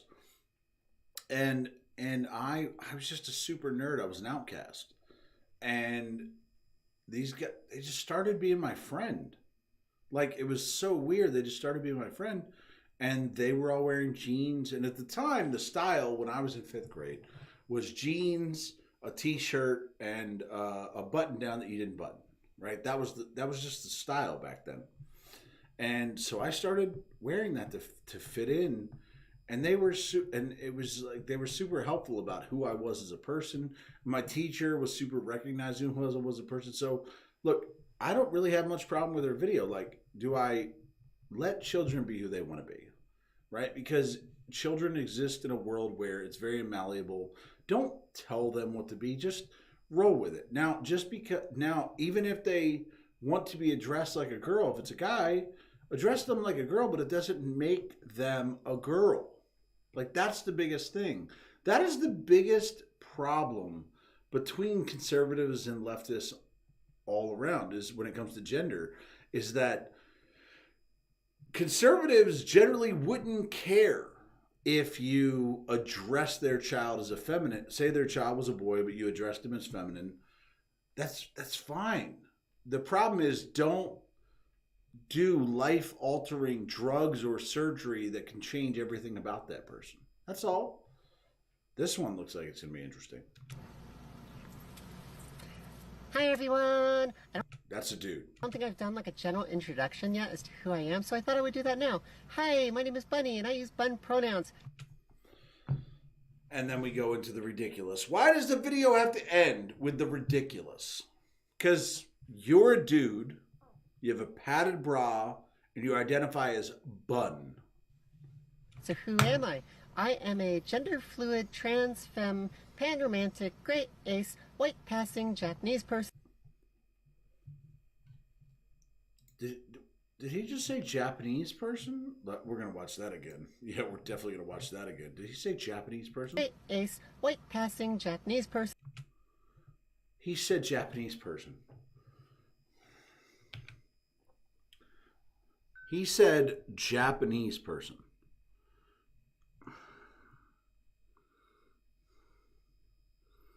Like, I ignored everything else that he said.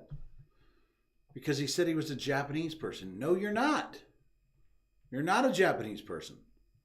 Japanese people are from Japan. Like, maybe I'm wrong. Maybe he's from Japan. Oh, my God. Some of this shit just hurts my head. Some of this shit just hurts my head. Some of it... Like, you're not a Japanese person.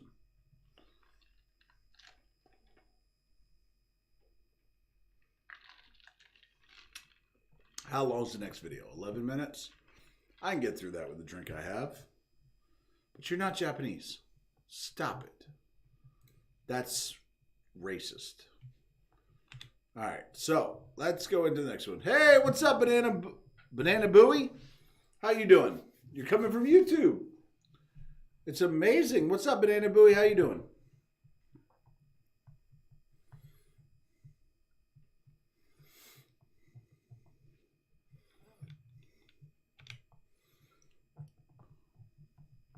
All I heard was, hey, what up?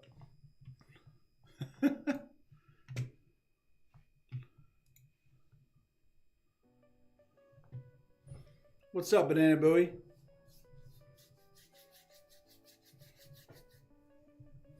Coming to join? We talking? Or are you just going to stay quiet on me? Come on now.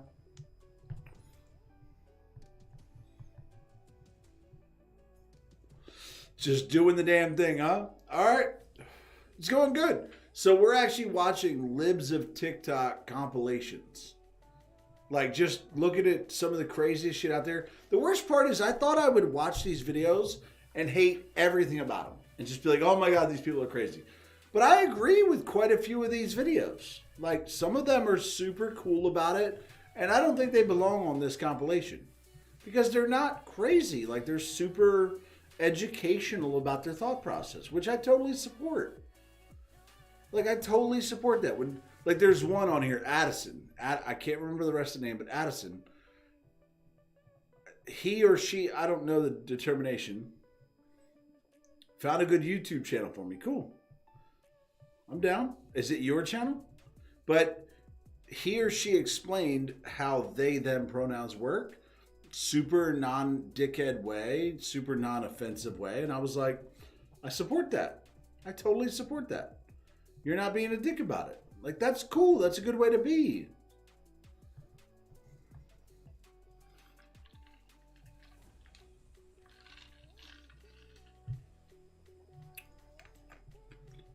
Well, hopefully you'll stick around for the next video. You'll see how I respond. Let me know what you think. All right? All right, so here we go. We'll do the next video. All right. Let's see. It's Kyle Rittenhouse trial. Oh, hold on. Wait. Let me turn off the music. You pause this here. There we go. Let's go back to this. There we go. Kyle Rittenhouse trial. Let's see. It reminded a lot of people of something. I just can't remember what it was. Oh. She could remember what it was. She just wanted to make a point. The Brett Kavanaugh hearings. How the fuck did Kyle Rittenhouse defending himself relate to fucking Brett Kavanaugh? In which Brett Kavanaugh, who had been accused by a high school friend of committing sexual abuse of her. Yeah, he got accused 30 years later, and she had no dates, no offenses, no witnesses, no evidence. You can't just say somebody's guilty from fucking accusing her. Cried his way through the hearings to make him a permanent member and Associate Justice of the United States Supreme Court. He didn't cry his way through. He did cry, which, I want to be honest, I might have got emotional. If I had people accusing me of sexually abusing someone, I might cry about it too. I might be upset. Like, that's reality. And his tears turned out to be more powerful than the tears of Christine Blasey Ford. No, it wasn't his tears that were more powerful. It was the fact that there was no evidence whatsoever, as well as multiple things she said, multiple claims she made, being proven not true. It wasn't his tears. Which were the tears of an alleged victim. But in America... Alleged. There's a thing about both white vigilantism and white tears, particularly male white tears. I cannot wait to see where she's going with this. Really white tears in general, because that's what Karens are, right? They Karen out, and then as soon as they get caught, it's like... But here's where your whole explanation goes away.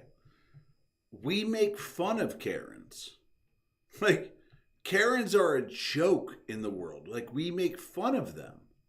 Green Waterworks. Yeah, we make fun of them. White men can get away with that too. No, they can't. Oh my God. Guys crying in the world today get you nowhere. Nowhere. And it has the same effect. Even as the right tries to politicize the idea that masculinity is being robbed from American men by multiculturalism and wokeism. Nope, that's not what the right says. The right says you're bastardizing what a man is and what a woman is. It has nothing to do with masculinity being robbed from us by multiculturalism. Nobody in the right thinks that multiculturalism is stealing masculinity. Like, that's just a made up thought. You're creating a straw man. They still want to be able to have their tears. Yes, because men deserve to be able to cry. I'll put it to you this way. If you don't believe that men deserve to be able to cry, men deserve to be able to be to have emotional problems, you're sexist as fuck. So my friend Jahan Jones, who writes the brilliant The Readout blog. Nobody reads. Wrote a great piece about this. And if you want to read it... Yeah, nobody's going to that. You're going to be able to read it right here. So...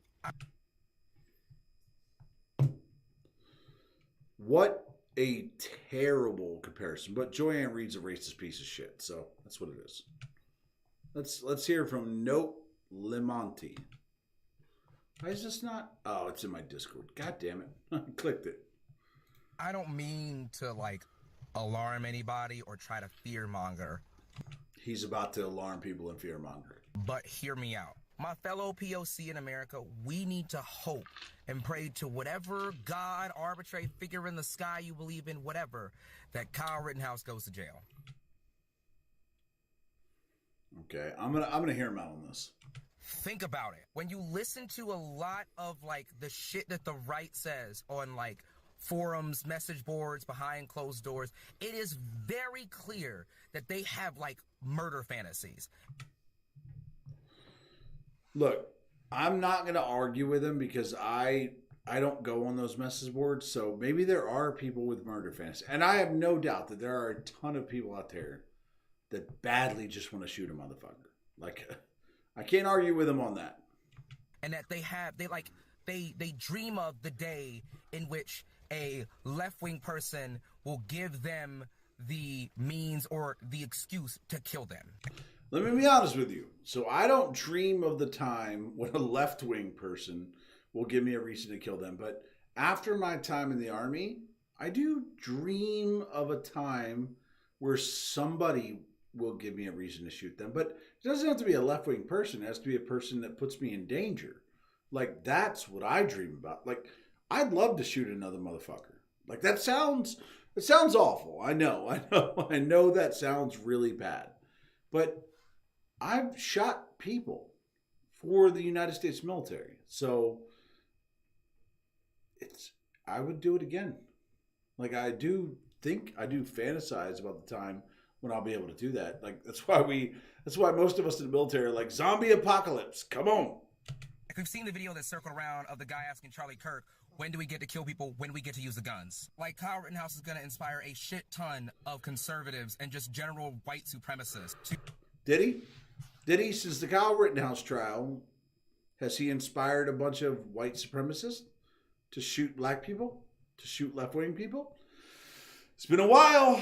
I haven't seen it. To open fire on peaceful protesters and Haven't just seen it. kill people of color because of white genocide. Haven't seen it. I'm legit scared, y'all. I'm legit scared.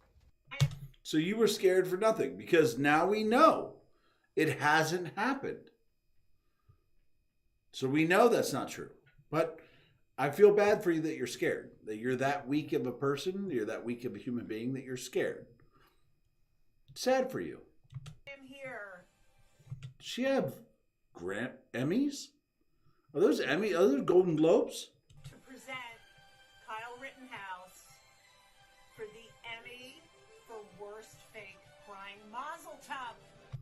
He's a young kid. Like I get it. If I was a young kid putting up, and here's the thing. I will tell you a little bit about my history. So when I was a young kid, I got expelled from elementary school twice. Like, let me tell you, I was a troubled kid. All right. So when I was a young kid, I was a super nerd, super like geeked out, ADHD. But before ADHD really became a thing and people diagnosed it, so I was undiagnosed. But the first time I was expelled was I was bullied relentlessly because that's what makes a human being. I was bullied a lot. Anyway, I was a tiny, tiny kid. And I had a bully who used to fuck with me on the bus every single day. And and my parents were super accommodating of my interests. Like that was what helped my ADHD when I was a kid was my parents totally supported the things I got into. Whatever my flavor of the month was, they supported it, right? And at the time, I got into map making. I don't know why, but maybe I saw an Indiana Jones movie. I don't know what it was, but I got into a map making, a cartographer type of thing, right? So they got me all the stuff for it, and they got me a compass, which if you don't know, compass, not the thing that points north. It's a little triangle. It's got a point on one side. It's got a pencil on the other, and use it to draw circles, help you with cartography, right? So I had that with me. And this kid fucked with me on the bus, started wailing on me and shit. So I stabbed him in the fucking leg. That was a problem. My parents were like, you shouldn't have brought that to school, blah, blah, blah. I was expelled. But it all got worked out, right? Now, the second time was I had found an old BB gun in my yard. An old BB gun. It had actually cement poured into it, so it wasn't a BB gun anymore. It was just a gun. It was just like basically a replica of what could have been a gun, but it had cement and it could have been shot. I brought that to school because I was going to bring it in for show and tell. So I brought it in, and then the bus driver found out I had it. Now, I got stopped and arrested. I was actually arrested and cuffed and taken to the jail cell. Here's where the weird thing lies. My bus driver was black, Miss Sturdivant. I still remember her name. She claimed that I put the gun to her head and told her where to drive me, which never happened because we had cameras on the buses. Never fucking happened. But anyway, I had to go to court. I had to go before the city council. I was in the newspapers as the kid who tried to kill his bus driver. None of it was true. So, and at each of those instances, there were fucking tears. I was scared. I was a young kid, scared out of my mind that my life was over before it had even started. It scared the shit out of me. I was so worried that my life was over, that I was going to be some racist, fucking terrible human being who could never go to school again, who couldn't have a normal life. Like, I was so fucking scared. And there are tears. So when people cry, when children cry, which Kyle Rittenhouse is a child, when children cry, it's a reality. It's a real thing. Doesn't mean he's acting. Kyle, you did it! Your performance on How do you have fucking Emmys in your bathroom? Who are you? Kyle. I mean, I was so not moved. You know, the crying classes that you took.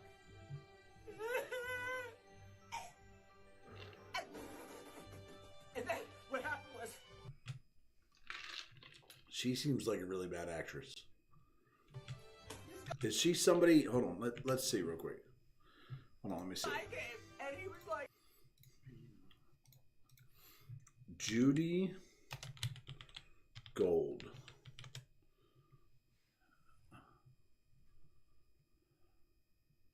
How did she end up with Emmys?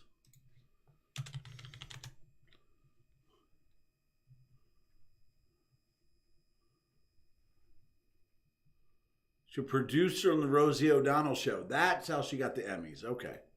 She got that she was a producer on the Rosie O'Donnell show. Got it. Okay. That's how she got the Emmys.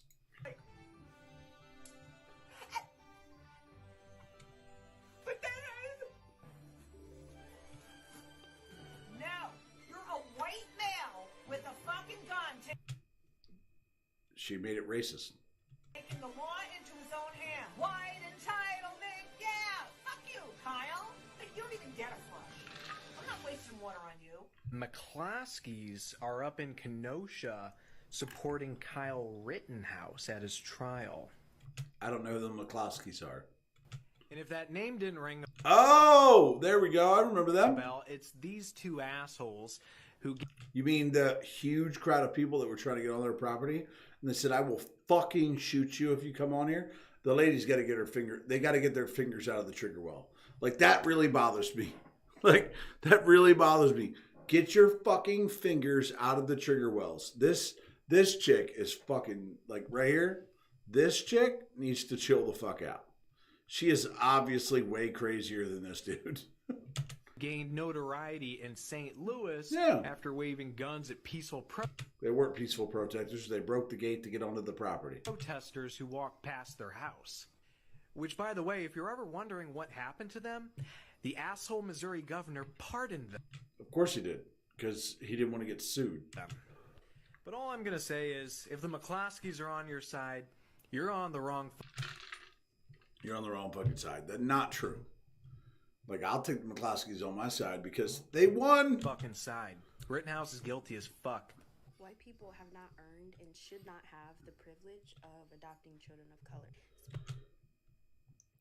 Yeah, you know, this is a horrible fucking statement. Like, nobody, it's going to sound terrible, nobody abandons their children like black people do. So what you would rather have is a black child in the foster system, having a way rougher life, having a much more tough time of life, and have them raised by a white person. Well, you're a shit human being. Specifically black children. And they have yet to do anything to this day to earn that privilege of adopting black children. They should not be allowed to. But like, what is a man? Easily. Dude with a dick. I'll give you a second to define it. Guy with a dick. Because I hate to break it to you, but there's not one specific characteristic or physical feature that is unique to men. Yes, it is. Penis. Penis is exclusive to men. Penis. And no, I'm not talking about biological males for the people who are dense in the brain. Men. How am I dense in the brain when you said nothing is exclusive to men besides penis? And let me guess, your description of men is someone who's strong and dominant and a leader. Yeah, that No, just has a penis. can describe literally anybody. Anyone can be those things. Probably also said, oh, someone who has a pee-pee and no tatas. Yeah, pee-pee doesn't equal man. Yes, it does. No, it doesn't equal man. It equals male. Gender. And tatas doesn't equal not man. Yes, it does. Unless you get really fat and you get man tits, man boobs. It's a little different, but still, yeah, it does. So there is no universal way to describe men. Yeah, it is. They got a penis. Penis! Unless you're a Republican like this girl who views the world in such an archaic, patriarchal, misogynistic ass way where What is with this Harriet Tubman top that all these women have who question gender? their definition of what a man is supposed to be is like extremely rigid. But like, No, we don't. Penis! actually think about it. Really reflect on it on your own. Try your best to find a non-transphobic, non-misogynistic way to describe men. Whether Penis! there be physical features, characteristics, whatever. You said let men be men, right? But what is a man? Somebody with a penis! Like, oh my God! Yes! Somebody with a penis is a man! Alright, look. I'm gonna go refill my drink. I'm going to go refill my drink and then we'll continue this. But a man is somebody born with a penis. And I know what people are going to say. Oh my God, there are people born with both. Yes, that's 0.0001% of the population. They're hard to identify. But generally, in the vast majority of cases, which how everything is defined, if you got a penis, you're a man. Like, this is not super difficult. Not super difficult at all. All right, I'll be right back.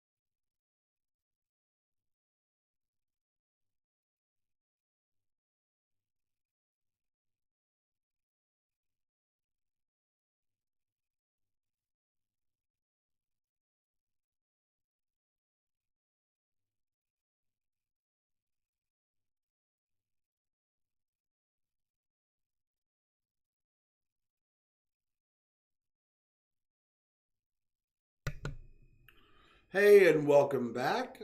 Sorry, just took a break to refill my drink. We're doing bourbon and ginger ale tonight, so we'll see how this goes. I'm sure I'll get too drunk at some point, and then we'll end up talking about that. We'll see how that goes. But all right, so we are just finishing up with the girl who didn't understand that a penis makes you a guy, so that should be interesting. If you forgot, that's her. All right, let's move on to the next one. Men be men, right? But what is a man? You asked this forever ago. I'm so sorry, but I'm so glad you asked, and I'm gonna answer it now. Nibbling Be real, I don't know what a nibbling is either. Let's check it out. is just a gender-neutral term for niece or nephew. So if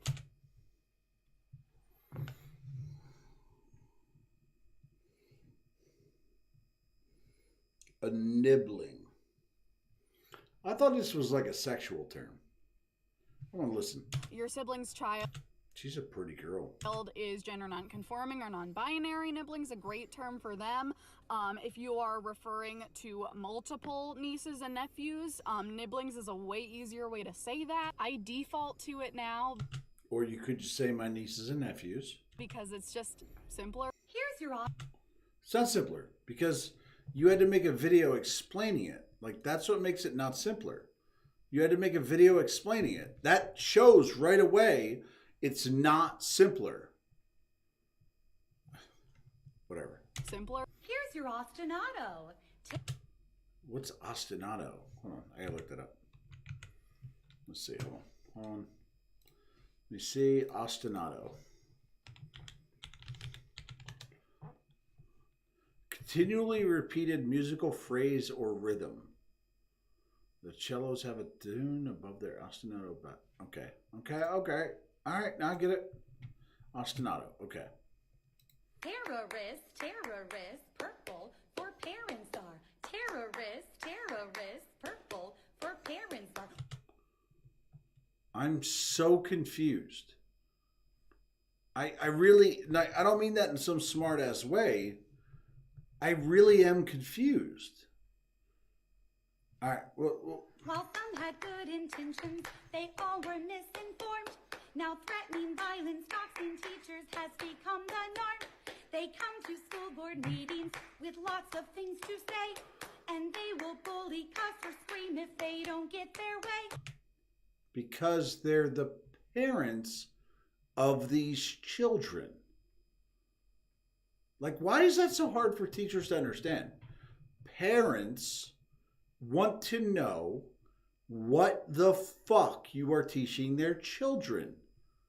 Why is that difficult to understand? Like, all right. I've been... So we rolled with that. So that's the ostinato. Okay. All right. You know what? I'm not... All right. Their way. I've been... I love that I finished with their way.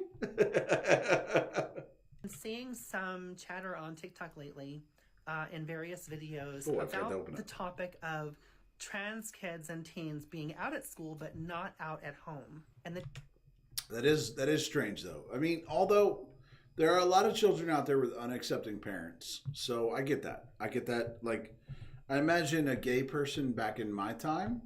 I mean, I'm a millennial, but I graduated in 02, so I'm an older millennial. So I imagine there were a lot of people who came out to their friends long before they came out to their parents. Like, and I get that. It's tough. Like, I hope that if my child or my children decide that they are gay or lesbian or I know that's the same thing, but I hope that if they feel a certain way that they'll be comfortable enough to tell me, because I'm going to have an accepting household. But there are people of my generation who came from a home that wouldn't have been accepting. Like, if I came out as gay, I'm not gay, but if I had been gay and I came out as gay to my parents, my dad would have had a problem with it. That's the prior generation. Now, for me, like, if my son's gay, okay, I don't care. Good for him. Like, love who you want to love, man. Like, and I don't have to worry about you getting anybody pregnant. Like, that works. If my daughter comes out as lesbian, cool. Nobody's going to knock you up. Like, this is going to be okay. It's all right. I love you for who you are. You're my child. But let's see what she has to say. the teachers know the chosen names and pronouns, but they are conflicted as to how they should address the trans students. No, teachers are not conflicted. Let's be real. Stop it. The teachers aren't conflicted at all. They support whatever the child wants to say. If they see them out in public with their parents. I get what you're saying. Do you address them like that in front of their parents? The answer is no. Not until they've told you it's okay. Like, this is simple shit. This is not complicated. You are not trying to gender reaffirm them in front of their parents if their parents aren't comfortable with it. You have a secret.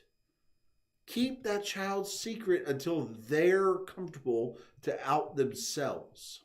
The popular consensus is just don't mention any names at all. No gendered language whatsoever. And I understand the whole idea of trans lives are more important than cis feelings. I agree with that 100%. If somebody is uncomfortable with what you're going to say, somebody's life is way more important than that. We also have to remember that when there's a teacher who's trying to carry on a conversation with parents, but also respect... You could just call them by their name. ...the trans student, that creates more of a dynamic that is a little bit more uncomfortable for... No, it's not. Call them by their name. ...the teacher as well. Because your name doesn't change with your gender. And I'm sorry if your life got more complicated because you want to keep a secret from a child's parents. Some of them want to do the right. So I am a cis woman with. No, you're not. No, you're not. No, you're absolutely not. No, you're not. Stop right fucking there. I'm glad my finger was next to the space bar because no, you're not. No, you are fucking not. IBS, and I use the men's bathroom. Because you're a dude. And I've seen a lot of videos of trans men who are in public bathroom stalls with somebody in a stall next to them just farting and shitting and being gross. That's, ladies, let me let you know, somebody who was in the Army, y'all women are way more gross in the field than men are. Just a point. And there's some like iteration of like, oh no, I regret this. And it just makes me think about this time that I was in the Walmart bathroom just having a bad IBS episode in the men's bathroom.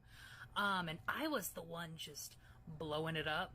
And it wasn't until much later that I noticed there was just a silent guy in the stall. Like after like 5 minutes of just me being disgusting, I hear like a little shift and I'm like, and so every time I see those videos of trans guys talking about how gross men are in the bathroom, I never want to be invalidating, but I want to be like, what if it's a woman? It could be a woman. It could be me. What if it's me? Hold on. What if it's a woman? You're not a woman. Me.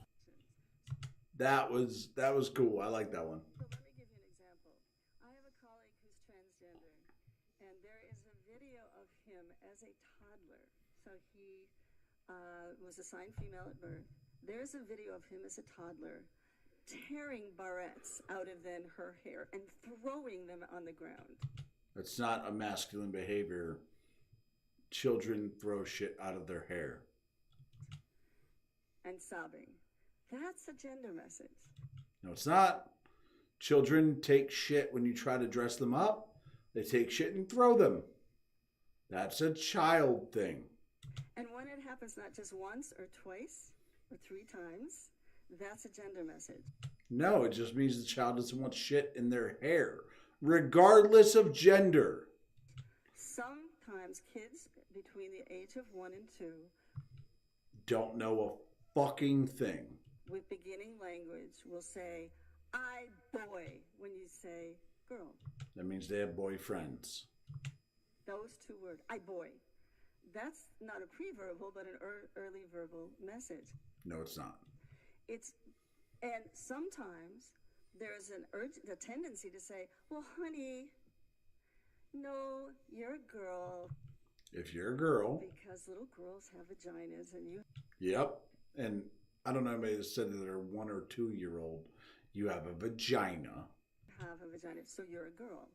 And then when they get a little older, you'll hear them say, did you not listen to me? I said, I am a boy with a vagina. That's not a thing. You're not a boy with a vagina. Okay, but they can't say that between 1 and 2.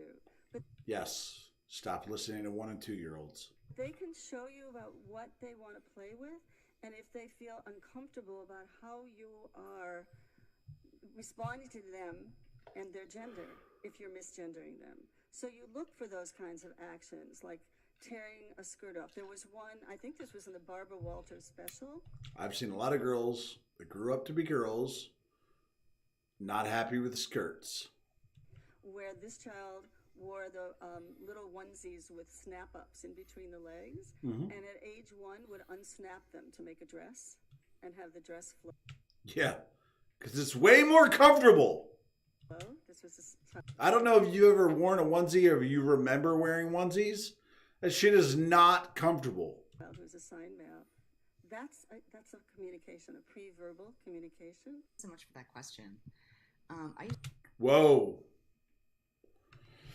All right, so this video looks like it's going to go on a topic. I think I've seen this person before. Minor attracted person, MAP. MAP. This is a thing in the LGBT plus whatever community. If you are a minor attracted person, you are a pedo. You are a pedophile. You are at risk to trying to fuck my kid. Not okay. I'm going to let him talk. Or them talk. I use the term minor attracted person or MAP in the title and throughout the book for multiple reasons. First of all, because I think it's important to use terminology for groups that members of that group want others to use for them. No. You're a pedophile. And MAP advocacy groups like Before You Act. No. MAP advocacy groups, that is a group of pedophiles. Have advocated for use of the term MAP. They've advocated for it primarily because it's less stigmatizing than other terms like pedophile.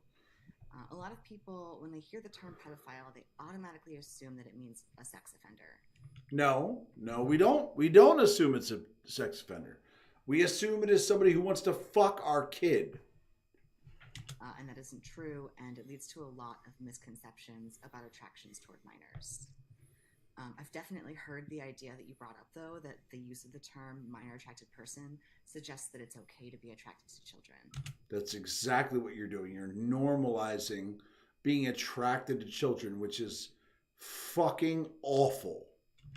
But using a term that communicates who someone is attracted to doesn't indicate anything about the morality of that attraction. Yes, it does. It is immoral to be attracted to children. Oh, is it Cody again? Do you see this person next to me? E is my friend. C has had to put up with a lot to get to where Per is today. I just want to let Glint know that Thon is valid, that ver pronouns are valid, and that Sarah identity is valid. I wish Void all the best, and look forward to maybe even seeing some of their lovely content someday.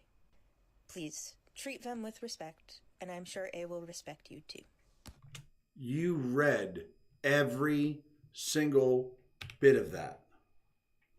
You read that. You didn't know that. You couldn't have put that sentence together. I challenge you to randomly on your phone record a video where you can put those sentences together without reading it. You are reading that. I can see your eyes of you reading that. You have no fucking clue what you're saying. You had to type it out so that it made sense to you. You're literally stopping the video and restarting it because you could not remember the pronouns you said. That's why we don't take you seriously. Because if you need to type it out, if you, who identify as whatever the fuck you identify as, need to type it out to make sense of it, it doesn't make sense. All right. Let's see, how many more of these we got? All right, we got one more. One more Libs of TikTok video. 10 minutes long. We're going to go through this. Ugh. I've almost fucking had it with Libs of TikTok. Like, for real. Like, Jesus.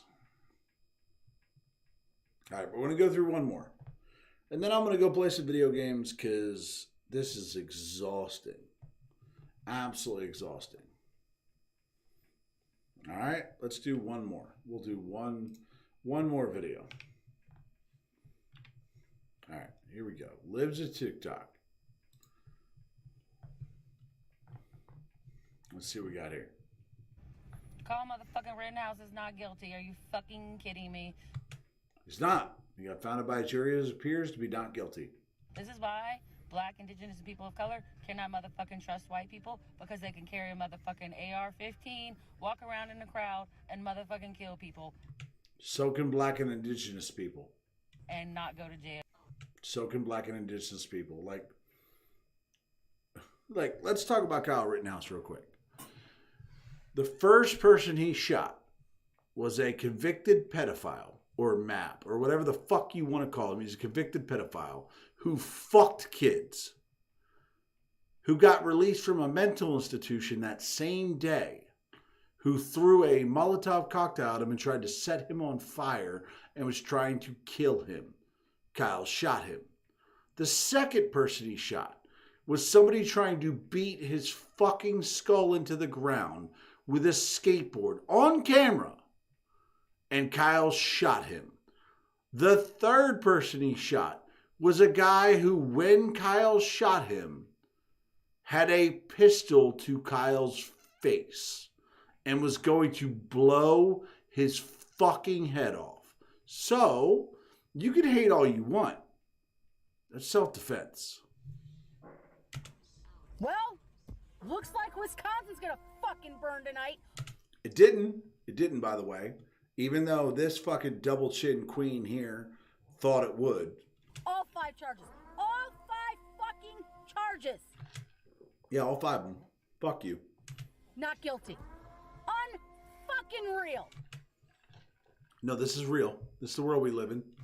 If you don't know what white privilege looks like, look no goddamn further. If it was a black guy doing the same thing, would have been the same result. Sorry, but that's the way self-defense works. You can't be attacked by a pedo, a guy trying to bash your skull in with a skateboard, and a guy trying to shoot you in the face. You get to defend yourself. Look no fucking further. He got away with murder. Yes, he killed a pedo. I support that. And gets to walk scot-free. Yep, that's the way free people work. Unfucking believable. It's not unfucking believable. By the way, good music in the background. I like that. Every liberal on the internet after Rittenhouse trial. Oh, I remember this one. This one here. This is the one I know. Oh my God, she lost her motherfucking mind. This one just screamed. Oh, this one screamed in her car. It was amazing. Hold on, I can't wait to watch this.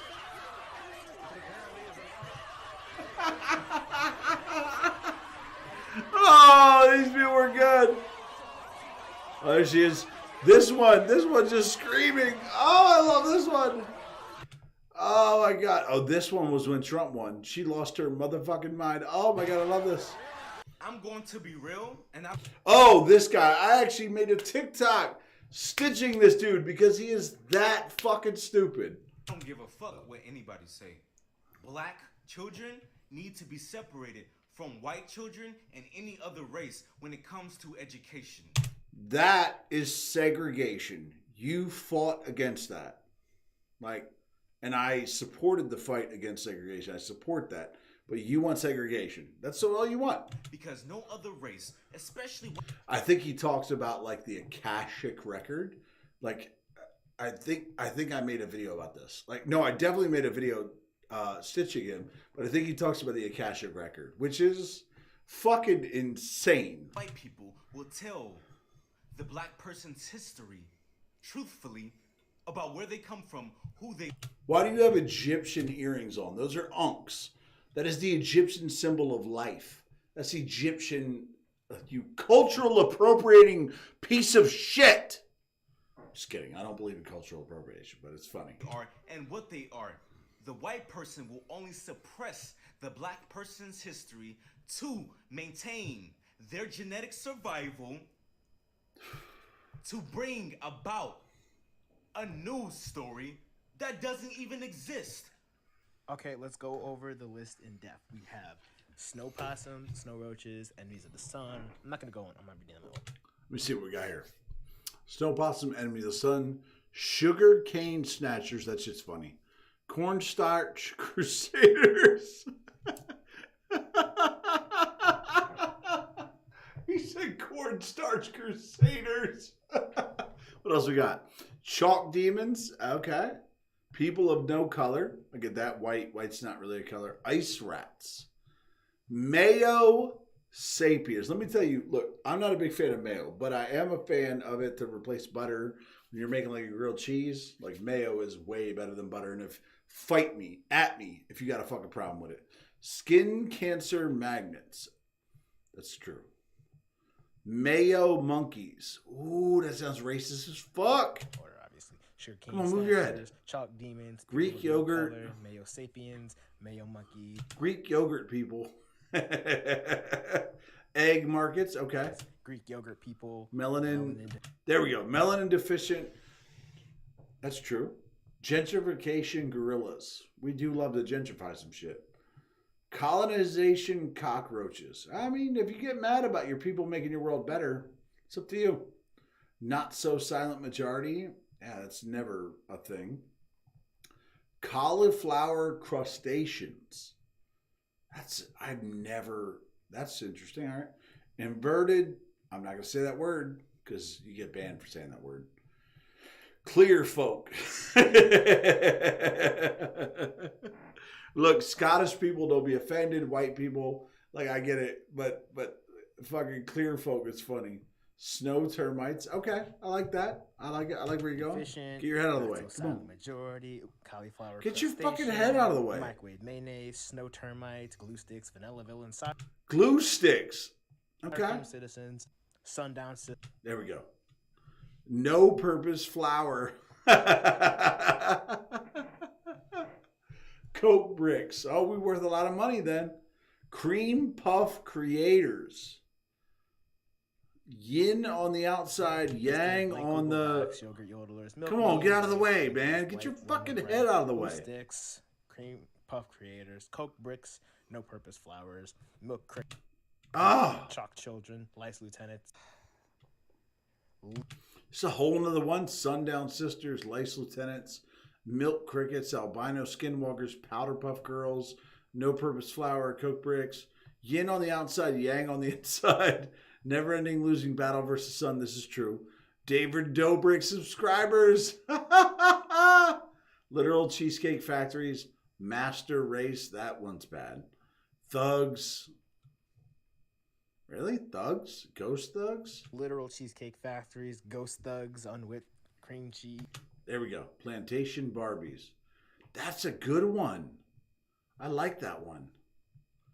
Cordless. Oh, wait. Colorless cardboard. Okay. Plaster Poodles, Blizzard Maggots, Borax Bats, Cave Dwellers, Christopher Columbus, something. I don't know what that is. Drywall, Garlic Goblins, Hueless Hooligans. I love that one. Hueless Hooligans. That's hard to say. Hueless Hooligans. Like, that's hard to say, but I get that. Plantation Barbies, colorless. Christopher Columbus's sister's daughters. Christopher Columbus was Spanish. He was Hispanic. Just so you know. It's a really shitty name. Cardboards, Plaster Poodles, Blizzard Maggots, Evolution's Biggest Mistakes, Cave Dwellers, Christopher Columbus's sisters, or, daughters, or actually probably both at that point. Drywall. This is just pure racism, by the way. Garlic Goblins, Ku Klux Kleenex, Light Mode.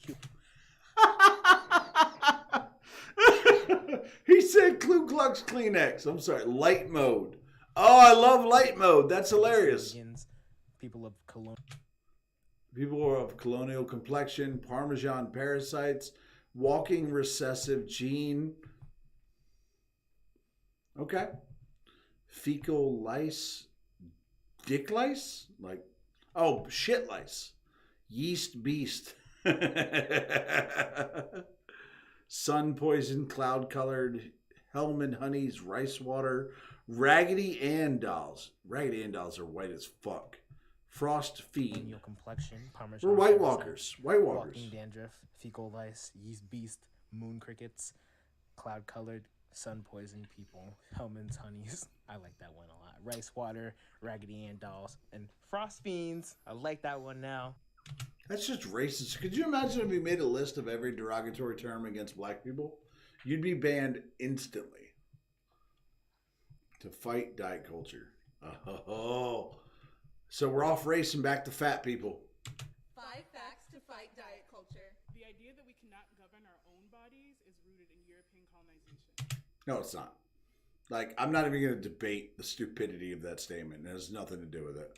Diet culture is not rooted in health. It's rooted in power. Nope. You are going to die young. You're going to die young. It's that simple. You're fat. You're going to die young. Your organs are working harder. Your body is working harder. Your knees are shit. And your elbows have not been seen in years. It's not rooted in power. Your body needs food. You don't have Your body does need food. to earn it or burn it off.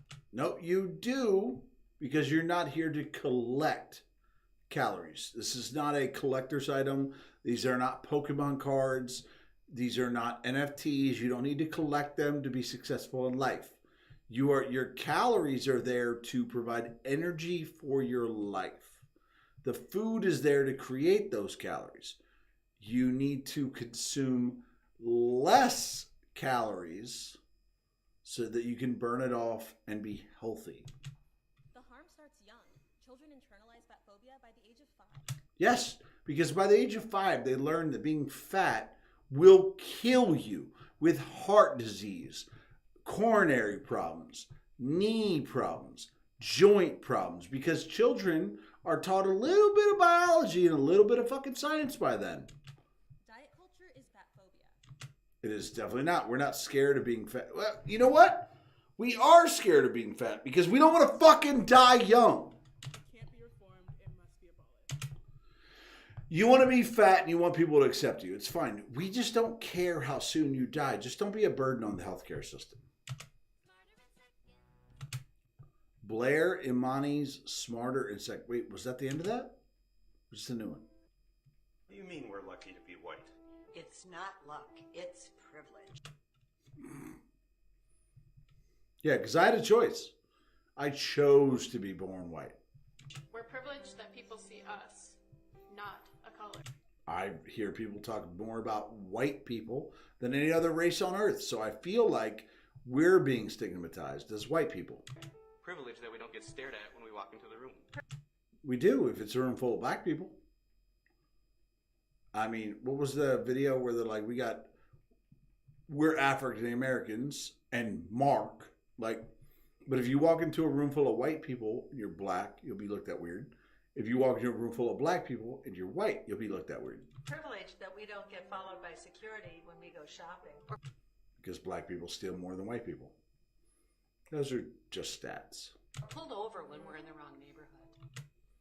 White people get pulled over in the wrong neighborhood all the time. If a white person is in a bad neighborhood, he's getting pulled over because they think he's there to buy drugs. We're privileged because society was set up for us. Society's set up for everyone that wants to work hard and be successful. And our silence keeps it in place. We're privileged, and that's unfair. The only white privilege, as I've said before, the only real white privilege is that if I fail, I don't get to blame anyone else. I have to accept all the failure onto myself and work fucking harder. A lot of... Oh, this piece of shit. Really? I'm not even going to give him the time on the video.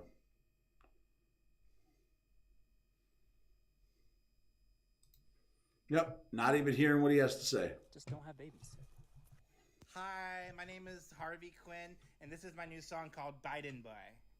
Baby, I'm a Biden boy. I'm a Biden boy. Democrats are number one, so we're gonna take your guns. Baby, I'm a Biden boy, just trying to make it. And you better get that vax. I know the medical facts. You better wear that mask, or I'm gonna kick your ass. I got nothing. I got nothing. The level of creepiness is through the fucking roof. I got nothing. I mean, as a streamer, I should have something to say, but I got nothing. In the grocery line, and there's a woman ahead of me talking to her friend that was with her, telling her about how she scheduled all of her kids for their, COVID vaccination appointments. Well, she had one of her kids with her who was a little boy, and of course his reaction to hearing this was, no, I don't want to get a shot, they hurt, please don't make me get a shot, blah blah blah blah. Children don't like needles. Like, let's be real, that's a normal thing. Typical kid response. Her reaction to him was this: if you don't get your COVID vaccination, Santa can't come to the house and bring you gifts. All right. I mean, that's one way for a parent to enforce what they want to do. Because Santa can only come into the houses of vaccinated children to bring them gifts.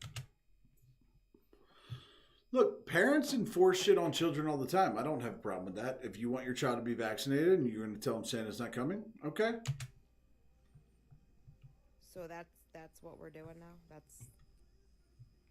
So the little kids in Timmy's class that maybe can't get the shot, Santa ain't coming to their house? Stop it. Santa's not real. Stop. I'm sorry if there's children watching my stream. Santa's not real. Sorry. Okay.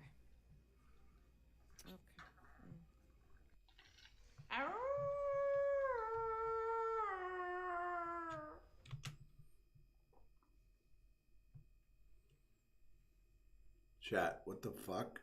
All right. She's probably, what do they call it? Otherkin. Otherkin. Otherkin. I know this term. These are people just being stupid.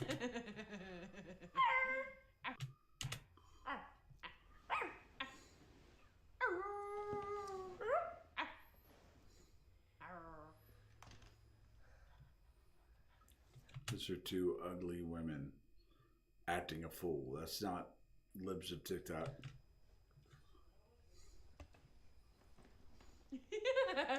I've licked buddies, so it's not a female thing either.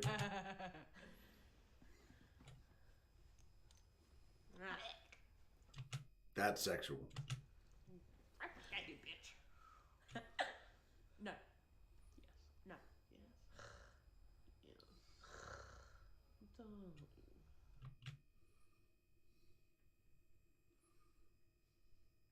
I don't know how to react to that. Like, it's weird. They're just creepy.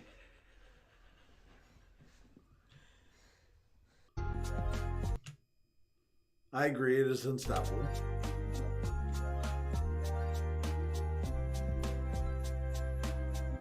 Abortion. It's only a very small part of your tree.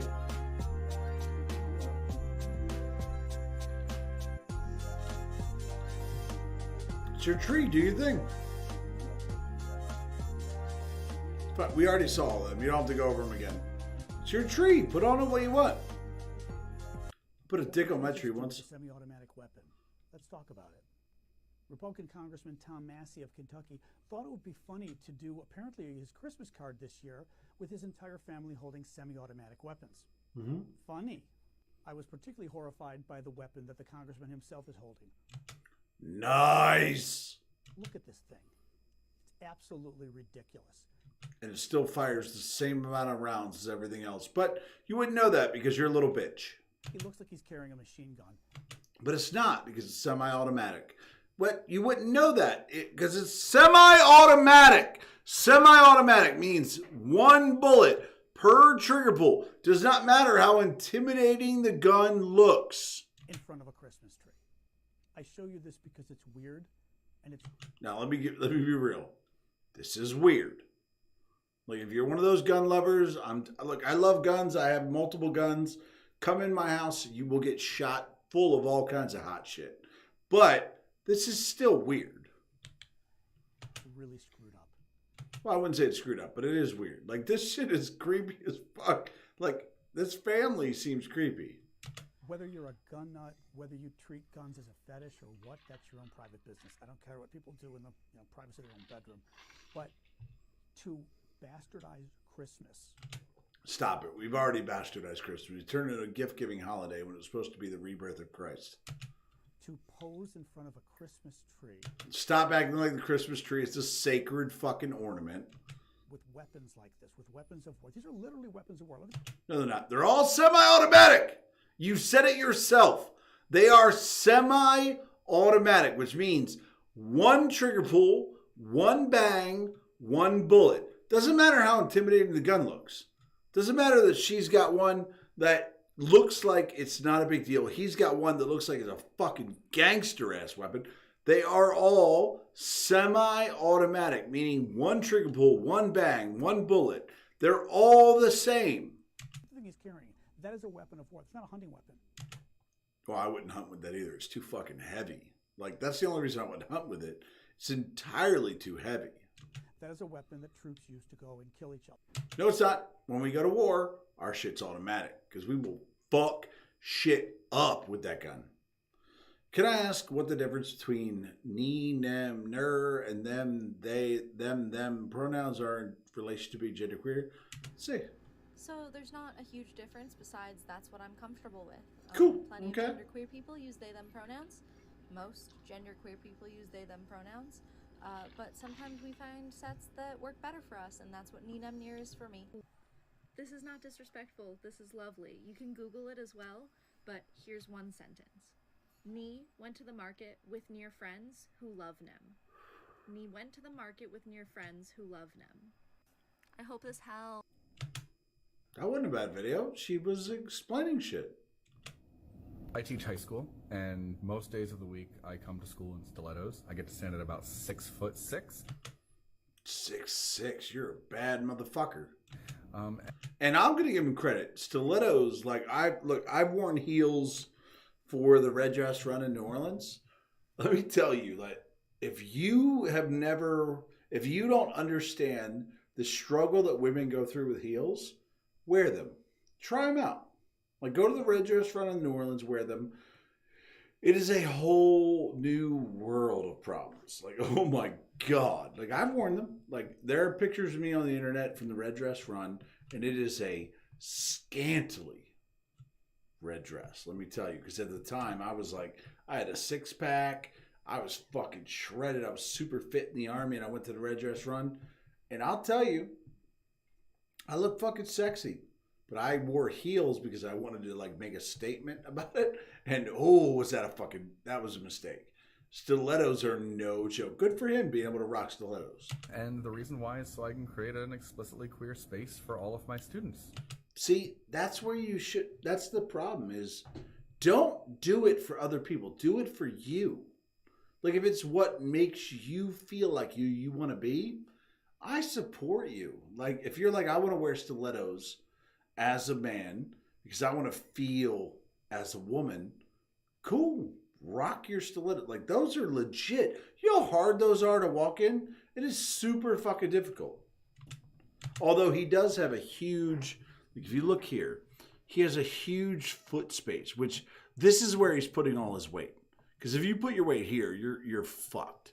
But if you put your weight here, you can stand like a normal person. It allows you to stand over people, feel more powerful. I get why women wear them. This shit is gangster.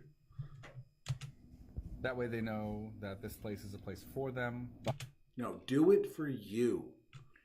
By them. And because I never had one of those growing up. So, yeah. Bit of a beast. Are you excited to see Grandpa's? Yeah. Yeah? Sometimes in our life, meaning him wearing their own dress. we all have pain, we all have sorrow. That's adorable. These men showed up and showed out for a child they didn't know, a little boy who loves wearing dresses. Good for them. Always tomorrow, lean on me when you're not strong. That's what makes her comfortable. Rock it. It's cool.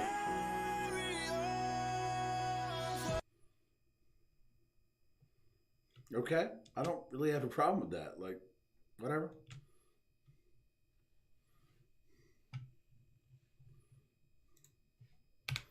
I don't really have a problem with that. Like, so as you can see, some of these videos I had a problem with. Some of them are like, what the fuck is going on? But there were a few of them where I was like, that's cool. Like, I get it. It's fine. All right, so that is my libs of TikTok. Now I'm going to do more of these. I'm going to do more of these streams where I go over these. I'm going to divide these up into YouTube videos, and we're going to break them down, and I'll have them posted. I'm going to break them down by each video, but, I mean, a lot of them were super fucking weird. A lot of them were super, wow, what the hell did I just open? A lot of them were super fucking weird. But some of them made total sense. Like, I get it. Like, Addison's, I'll keep going back to Addison's video because Addison explained how to do they, them without being super fucking weird about it. And I was totally supportive of it. It makes total sense. So, I'm not going to complain. I'm not going to say it was bad. I'm not going to say it was good. I mean, look, Libs of TikTok, I support most of what you're doing, putting out people's videos, but some of that did not belong there. But it's okay. It doesn't always happen that way. All right. So that is it is midnight in my time. So that is my end of streaming for the night. I'm probably going to go play some video games because God forbid you have a real good bedtime. And that's going to be it for me tonight. But I'm going to, so I have a lot of compilations that I want to go through where I can just laugh at them and have fun at their expense.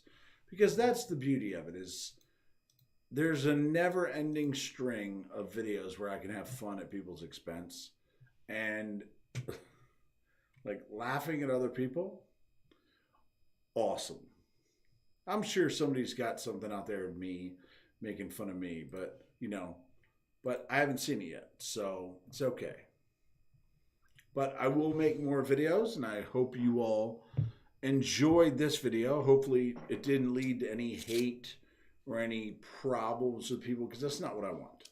I'm not here to create division. I'm not here to create problems.